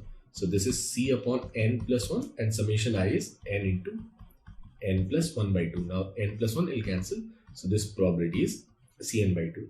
Now we need to find this base theorem condition that the ball has come from nth urn provided it is white. So we'll take this nth urn probability in the numerator. So it will be the C, and getting a white ball from nth urn is n upon n plus 1 divided by this whole probability of getting the white ball, which is Cn by 2. Now Cn will cancel, so this probability is 2 upon n plus 1, and that's your option A. Now here the question is, an examination consists of 8 questions, in each of which the candidate must say which one of the 5 alternatives is correct one. Now assuming that the student has not prepared earlier, chooses for each of the question any one of the 5 answers with equal probability. Now clearly this is the case of binomial probability. We have altogether 8 questions, so we have 8 trials. Now probability of getting it right, it is 1 out of 5, and probability of failure will be simply 4 by 5. Now the first one is, prove that the probability that he gets more than one correct answer is. Now first one is, we have to find probability that this x is greater than 1. Now probability of x greater than 1 is 1 minus probability of x equals 0 minus probability of x equals 1. Now this is 1 minus, no success, nc0, p to the power 0, q to the power n, minus, and this is nc1, this is p to the power 1, q to the power of n minus 1. Now this is 1 minus q to the power n, so it will be 4 by 5 to the power 8 minus, and this is 8c1, 8c1 is 8, p is 1 by 5, and q is 4 by 5 to the power 7. Now we can have this as 1 minus, and we'll have this as 2 into 4 by 5. So there will be 3 into 4 by 5 to the power 8, which we can write as 5 to the power 8 minus 3 into 4 to the power 8 whole divided by 5 to the power 8, which is our first part. Now this second part is, find the probability that he gets correct answers to 6 or more questions. So that means we have to find this probability that x is greater than or equal to 6. Now in this case it will be probability of x equals 6 plus probability of x equals 7 and plus probability of x equals 8. Now this is 8c6 p to the power 6 q square plus 8c7 p to the power 7 q to the power 1 and plus 8c8 into p to the power 8. Now 8c6 is 28 We'll take p to the power 6 common. So we'll write p to the power 6 in the end, and here will be this q square plus 8pq, and this is plus p square. Now again, p is 1 by 2 and q is 4 by 5. So it will be this 28, and then 4 by 5 is 16 upon 25, and this is 8. 1 by 5 into 4 by 5. So there will be 4 by 25 plus 1 by 25 into 1 by 5 to the power 6. Then the denominator will have 5 to the power 8, and here it will be 28 into 16 plus 32 plus 1, which is 481 upon 5 to the power 8, and that is the answer to this second part. Now this third one is find the standard deviation of this distribution. Now clearly for a binomial distribution, variance is given by npq. So standard deviation will be under root of npq. Now n in this case is simply 8, p is 1 by 5 and q is 4 by 5. So it will be simply 4 root 2 by 5, and that is the answer to this third part. Now here the question is, the probabilities that 3 men hit a target are respectively 0.3, 0.5 and 0.4. Each fires once at the target, and assume that these 3 events are independent. A is find the probability that they all hit the target. So for this A and this first part where all 3 of them they hit the target, it will be simply product of all the probabilities, which is 0.3 into 0.5 into 0.4, which is simply 0.06. So probability of all 3 hitting the target is nothing but simply 6%. And the second part where it says all 3 of them they miss the target, it will be simply first one missing it is 0.7.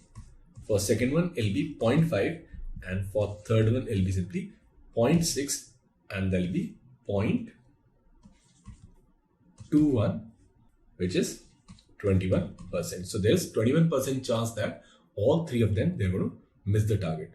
Now for this B part, it says find the probability that the target is hit at least once. Now at least once is 1 minus target is not hit, and it'll be simply 1 minus the probability that all 3 of them they miss the target. So it'll be this 0.7 into 0.5 into 0.6, which is 1 minus 0.21, which is 0.79, which means there is a 79% chance that at least one of them is going to hit the target. So this is B1. Now B2 is exactly once. Now for exactly once we have 3 cases, and let us say these 3 people, they are A, B and C. Now this first case, when A hits the target but B and C they fail to hit it. Second case, when A could not, B hit the target and C did not. And then this third case where A and B they miss the target and C hits the target. Now this probability will be given by probability of A is 0.3. Now this is 0.5 into 0.6. Now this is 0.7, 0.5 into 0.4, and this probability is 0.7 into 0.5 into 0.4, and this comes out as 0.44. That is, there is a 44% chance that exactly one of them is going to hit the target. Now this third case, it says if only one hits the target, what is the probability that it was hit by this first man? Now this becomes condition for Bayes theorem. Now in Bayes theorem, we have this entire case. Target is hit by exactly one man.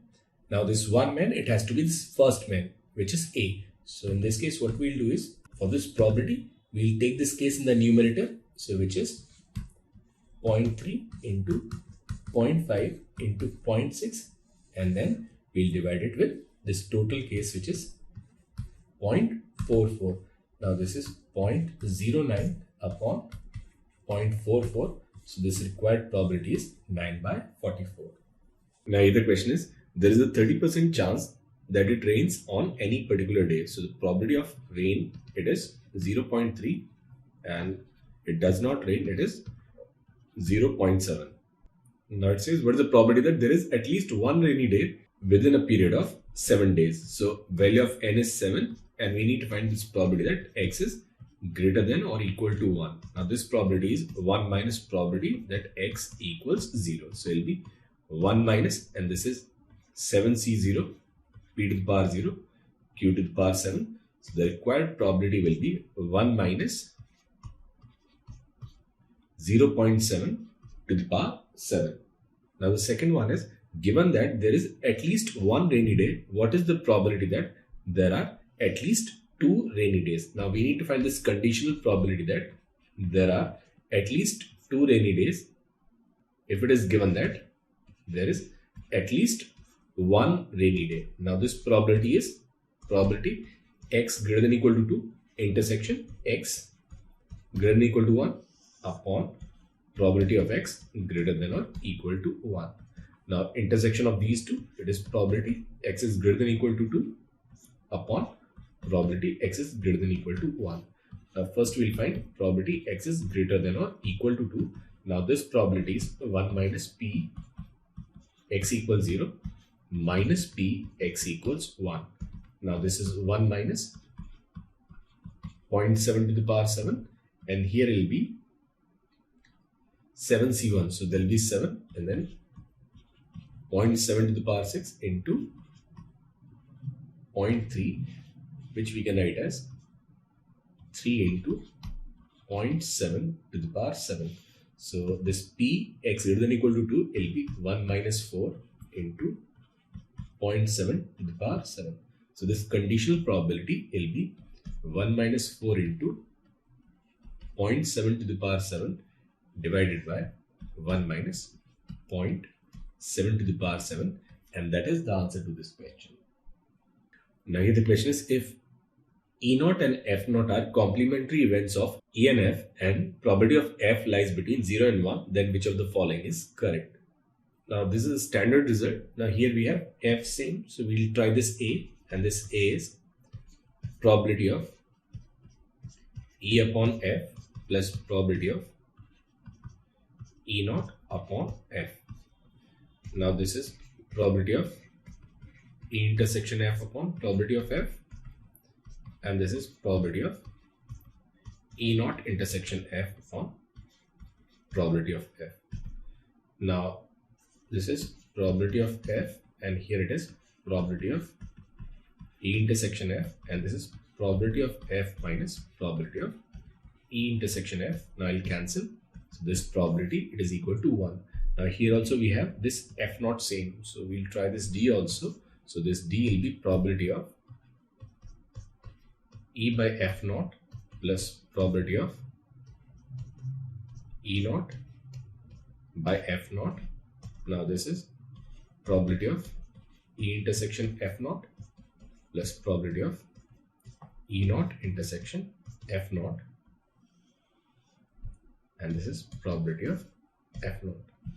Now we can write this as probability of E intersection F0, and this is probability of F0 minus probability of E intersection F0 upon probability of F0. Now these two will cancel, so this again is 1. So the correct options are A and D. Now here the question is, from each of the 3 boxes containing 3 white, 1 black. So box 1, it contains 3 white, 1 black. Box 2 contains 2 white and 2 black, and third box has 1 white and 3 black. 1 ball is drawn at random. Find the probability that we get 2 white and 1 black. So we have 3 cases. Case 1, if we have white, white and black, or white, black and white, or black, white and white. Now this required probability is, Now getting a white ball from this is 3 by 4 into white from this, it is 1 by 2, and black from this is 3 by 4 plus white again is 3 by 4, black is 1 by 2, and white is 1 by 4 plus, now black in this case is 1 by 4, white is 1 by 2, and here again white is 1 by 4. Now this is 32, and this is 9 plus 3, 9 plus 3, 12, 12 plus 1, 13. So this probability will be 13 by 32, and that's your option A. Now here the question is, let A and B be two independent events. The probability that both occur simultaneously is 1 by 6. That means probability of A intersection B, it is 1 by 6. Now probability of A intersection B is probability of A into probability of B, and it is 1 by 6. Now let PA be X and PB be Y. So from here we get our first equation, and that is X into Y equals 1 by 6. And the second probability is neither occurs is 1 by 3. Now neither of them occurs means probability of A naught intersection B naught. Now since they are independent, their complements are also independent. So we can write PA naught into PB naught. Now here in this case it will be 1 minus X into 1 minus Y, and this is 1 by 3. Now we can write this is 1 minus X plus Y plus XY, and it will be equal to 1 by 3. Now X into Y is 1 by 6. Now here X plus Y, it will be 1 plus 1 by 6 minus 1 by 3. So it will be this 6 plus 1 minus 2 whole divided by 6, which is simply 5 by 6. Now we can write this Y as 1 upon 6x. So it will be X plus 1 upon 6x, and it will be equal to 5 by 6, or we can write 6x square minus 5x plus 1 equals 0. Now here we'll get X is either 1 by 3 or X as 1 by 2. Now if X is 1 by 3, we'll get Y as 1 by 2, and if X is 1 by 2, we'll get Y as 1 by 3, and this is the answer to this question. Now here the question is, an unbiased die with faces numbered 1, 2, 3, 4, 5, 6 is thrown n times, and the list of n numbers showing up is noted. What is the probability that among the numbers 1, 2, 3, 4, 5, 6, only 3 numbers appear in the list? So it says from these 6 numbers, only 3 of them they appear when we throw this die n times. Now first we'll choose which 3. So from these 6, we can choose any 3 numbers in 6C 3 ways. Now once we have 3 numbers, say 1, 2 and 3, then total number of possible combinations that we can have is 3 into 3 into 3 n times, and there will be 3 to the power n. Now from this we have to remove all those cases in which at least 1 is missing. So from this we'll remove minus this case when 1 is missing. So there will be 2 to the power n. If 2 is missing, that also is 2 to the power n, and if 3 is missing, that also is 2 to the power n. So from 3 to the power n, we'll subtract 3 into 2 to the power n. So this is Na plus Nb plus Nc. Now from this, we'll add all those cases in which 2 of them they are missing. So if 2 or 3 they are missing, we'll have only one case. So we have to add these numbers 3 times. Now we need to find this required probability. So this required probability will be this favorable case upon, now total number of ways is simply 6 to the power n. So this required probability will be 20 into 3 to the power n minus 3 into 2 to the power n plus 3 upon 6 to the power n, and that is the answer to this question. So basically this is inclusion exclusion. Now here the question is, 3 shots are fired independently at a target in succession. The probability is that the target is hit in the first shot is 1 by 2, in the second 2 by 3, and the third shot is 3 by 4. In case of exactly 1 hit, the probability of destroying the target is 1 by 3. In case of exactly 2 hits, it is 7 by 11, and in case of 3 hits, it is 1. Find the probability of destroying the target in 3 shots. Now we have 3 separate cases. Case 1, when the target is hit exactly once. Now the target is hit exactly once, then either it'll be hit by this first shot, then in that case it'll be 1 by 2. Then these 2 shots, they're going to miss. So it'll be this 1 by 3 into 1 by 4. Or second one hits the target while the other 2 they miss. So it'll be this 1 by 2 into 2 by 3 into 1 by 4. Or this third one. So it'll be this 1 by 2 into 1 by 3. And for this third one, it'll be 3 by 4. Now it is given that when the target is hit exactly once, then the probability of destroying the target is 1 by 3. So it'll be multiplied with this 1 by 3 plus. Now the second case when exactly 2 of them hit the target. Now it could be first 2. So we can write 1 by 2 into 2 by 3. And the third one misses. So it'll be 1 by 4. Or second and third. In that case, it'll be 1 by 2 into 2 by 3 into 3 by 4. Or first and third hit the target while the second one misses. So it'll be this 1 by 2 into 1 by 3 into 3 by 4.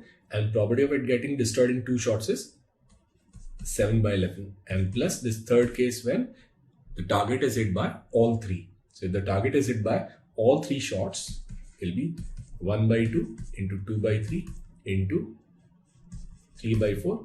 And then if all the 3 shots hit the target, probability of destroying the target is simply 1. So we'll multiply it with 1.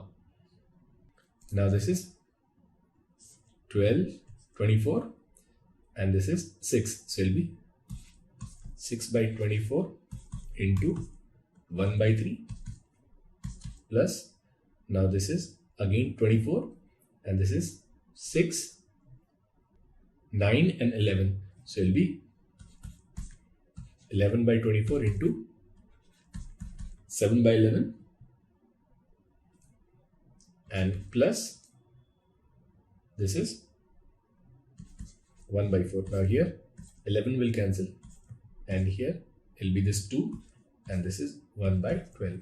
So this required probability will be 1 by 12 plus 7 by 24 plus 1 by 4 and it'll be this 24, 2 plus 7 plus 6. So it'll be simply 15 by 24 and which is 5 by 8. So the probability of destroying the target in 3 shots is 5 by 8. Now here the question is, a train consists of n carriages, each of which may have a defect with probability p. All the carriages are inspected independently of one another by 2 inspectors. The first detects defect with probability p1 and the second with probability p2. If none of the carriages is found to have a defect, then the train departs. We need to find the probability of the event. The train departs with at least one defective carriage. Now what we'll do is we'll consider any one carriage. Now suppose it is defective. Now probability of this coach being defective, it is P, and this defect it's get undetected by both the inspectors. It is given by this probability. Now first one detects it with the probability P1, and if he doesn't detect it, it'll be 1 minus P1, and the same way if second one doesn't detect it, it'll be 1 minus P2. So for any coach to have a defect and still goes undetected, this probability is P into 1 minus P1 into 1 minus P2.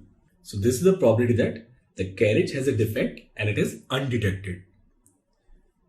Now the probability that this carriage, it does not have a defect, it is 1 minus P into 1 minus P1 into 1 minus P2 in case it has departed. Now the probability that or these n cages, none of them they are defected, it is given by this 1 minus P into 1 minus P1 into 1 minus P2 n times. So there will be 1 minus P into 1 minus P1 into 1 minus P2 to the power n. So this is the probability that the train departs with none of the defective carriage. Now we need to find the probability that the train departs with at least one defective carriage, and this probability will be 1 minus when none of them is defective. So it will be 1 minus, and this is 1 minus P into 1 minus P1 into 1 minus P2 whole to the power n, and that is the answer to this question. Now here the question is, three students A, B and C tackle a puzzle together and offers a solution upon which majority of the three agrees. The probability of A solving the puzzle correctly is P. So probability that A solves the puzzle, it is P. Probability of B solving the same puzzle correctly is also P. So probability of B solving the puzzle, it is also P. And C is a dumb student who randomly supports the solution of either A or B. So this C, it is only there to choose either of the two solutions, either from A or from B. Now there is one more student D, whose probability of solving the puzzle correctly is once again P. So probability that D is going to solve the problem or the puzzle, it is P. Now out of 3 members team A, B, C and 1 member team D, which is more likely to solve the puzzle correctly? Now if we look at this team A, B and C, then probability of they are getting the puzzle correctly will be this probability when A gets it correct, B gets it correct. In that case, C is going to support both of them. Plus A gets it correct, B doesn't get it correct, and C supports A.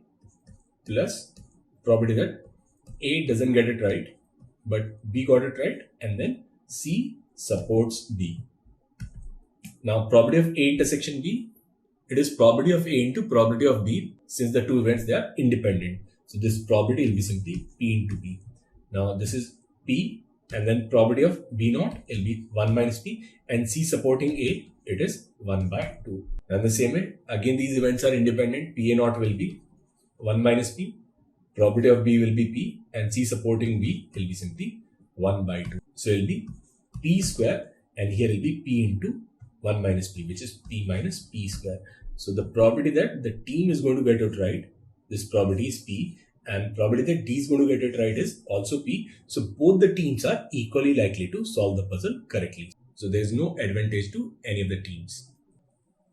Now the question is, 2 cards are drawn from a well shuffled pack of 52 cards. Find the probability that one of them is a red card and the other is a queen.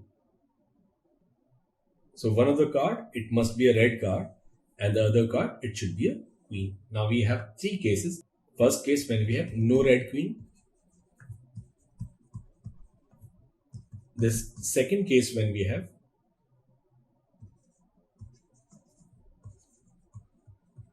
two red queens, and this third case when we have exactly 1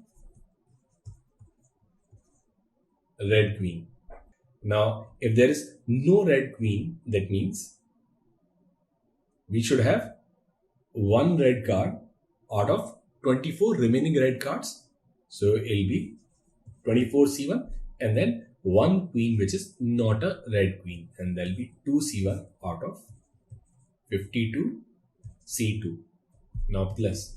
Now the second case is when both the cards are red and queen. So there will be simply 2 C2 upon 52 C2 and plus now 1 red queen. Now 1 red queen is simply 2 C1 into other card. It can be either red or queen. So if it is queen, it is 2 C1, and if it is red, it will be 24 C1 out of 52 C2. Now this is 48 plus 1, and here will be 24 plus 2, 26. 26 into 2 is 52 divided by 52 into 51 divided by 2. Now this is 101 upon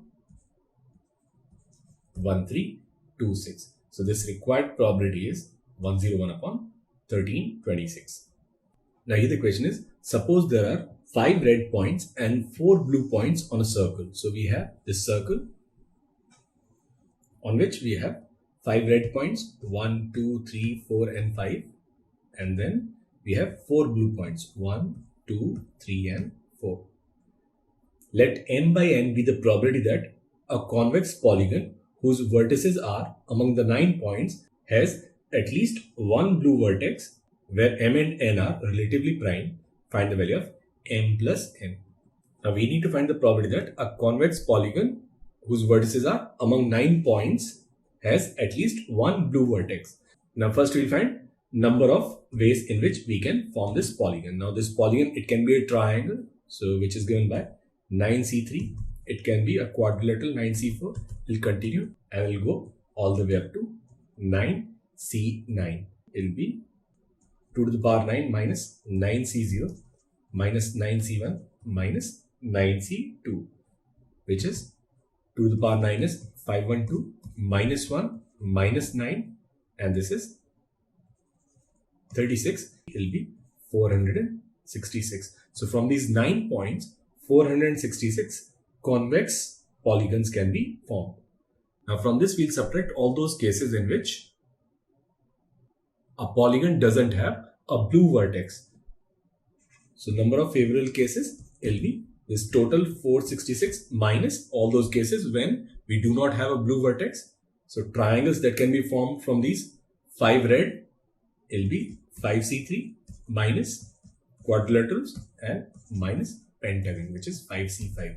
So this is 466 minus, now this is 10 minus 5 minus 1, so it will be 16.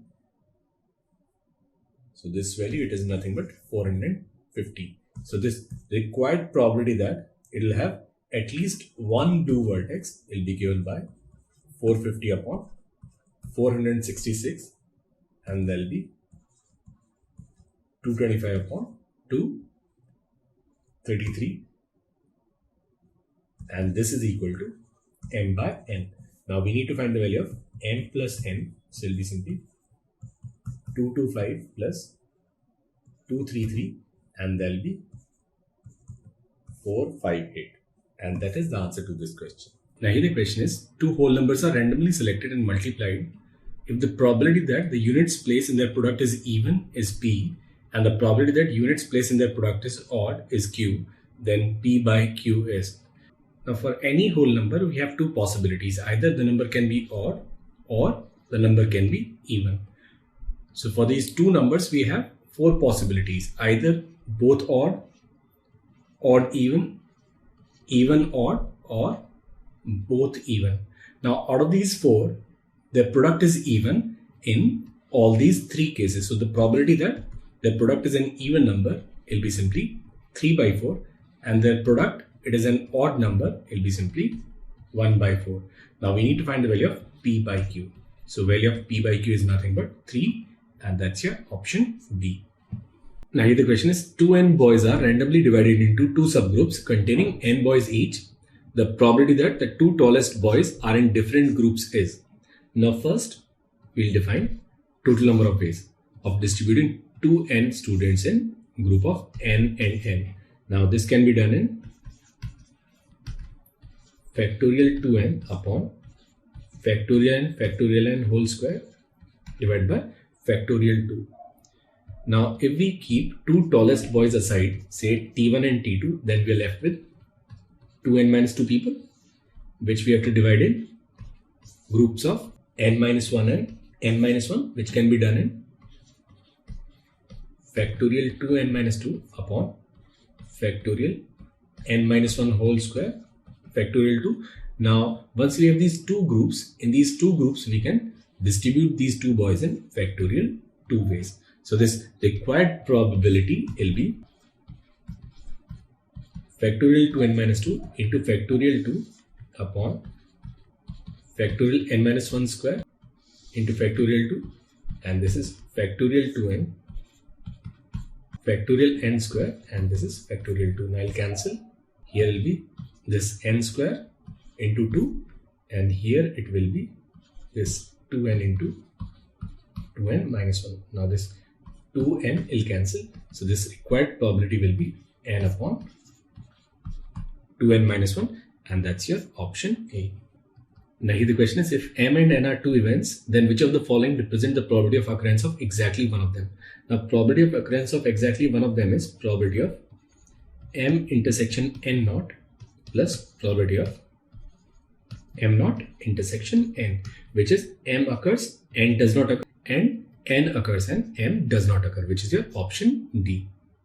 Now we can write this as Pm minus P M intersection N, and the same way this is Pn minus P M intersection N, which is probability of M plus probability of N minus 2 times probability of M intersection N, which is your option A. Now another way of writing it can be, we can write this as probability of M naught minus probability of M naught intersection N naught, and the same way this is probability of M naught minus probability of M naught intersection N naught, and which is probability of M naught plus probability of M naught minus 2 times probability of M naught intersection N naught, and that's your option C. So the correct options are A, C and D. Now here the question is, a bag contains 7 tickets marked with numbers 0, 1, 2, 3, 4, 5 and 6. A ticket is drawn and replaced. Then the chance that after 4 drawings, the sum of numbers drawn is 8. Now here we have 4 drawings. Now let the number on the first drawing be x1, and the second be x2, third one be x3, and fourth one be x4, and it should be equal to 8, where each of xi can take the value from 0 to 6. Now we can model the problem using binomial theorem. So we need to find coefficient of x to the power 8 in the expansion of 1 plus x square up to x to the power 6 whole to the power 4. So we need to find coefficient of x to the power 8 in, so now this is 1 minus x to the power 7 upon 1 minus x to the power 4. Now we can add this as 1 minus, this is 4c1, 4 into x to the power 7. We'll disregard higher powers into 1 minus x to the power minus 4. Now we'll get x to the power 8 when x to the power 8 gets multiplied with 1, and when x to the power 1 gets multiplied with 4 into x to the power 7. So this coefficient of x to the power 8 will be 1 into coefficient of x to the power 8 in 1 minus x to the power minus 4, and then minus 4 into coefficient of x in 1 minus x to the power minus 4. Now we know that coefficient of x to the power r in the expansion of 1 minus x to the power minus n will be n plus r minus 1 cr.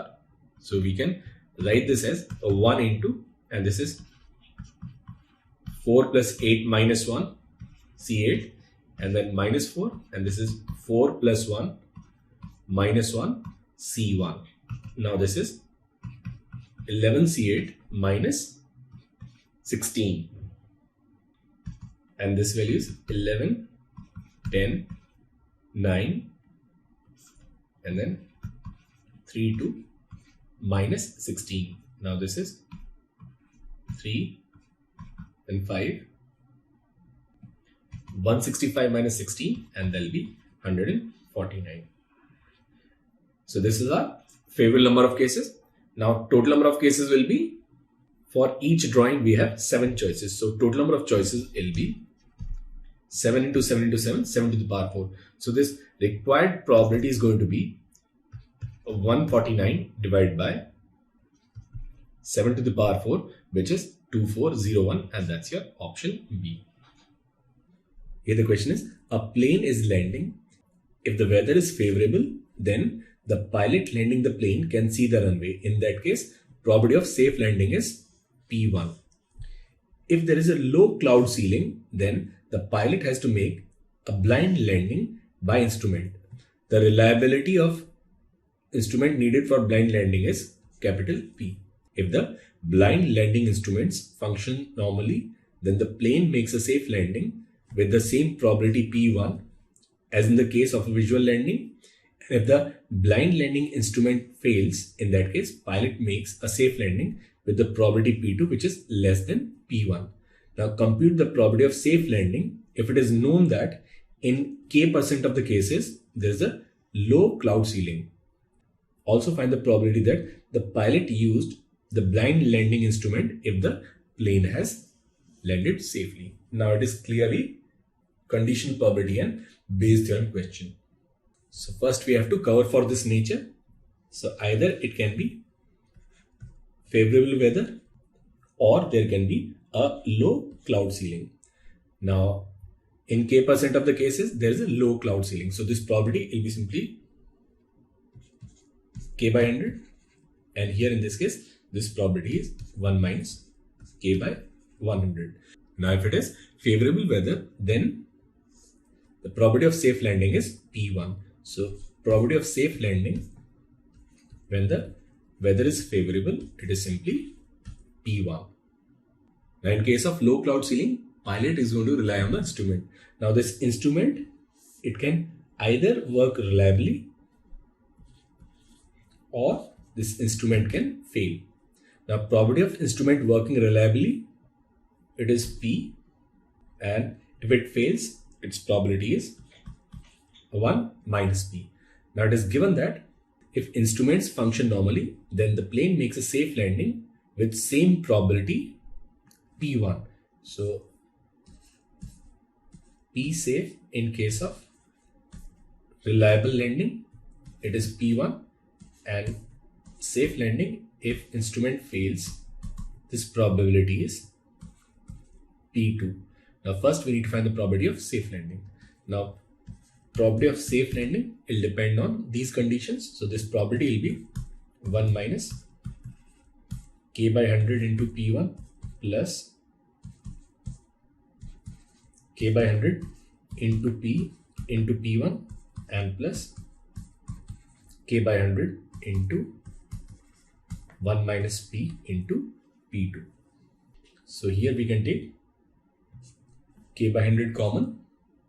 So we can write probability of safe landing as 1 minus k by 100 into P1 plus k by 100 P into P1 plus 1 minus P into P2. Now the second part is this Bayes theorem. Find the probability that pilot used the blind landing instrument if the plane landed safely. So we have to find this probability that this pilot, he has used instrument given that it has landed safely. We'll take this case when he has used the instrument in the numerator. So it will be this k by 100 P1 plus 1 minus P into P2 upon this total cases, which is 1 minus k by 100 into P1 plus k by 100 P1 plus 1 minus P into P2, and that is the answer to this question.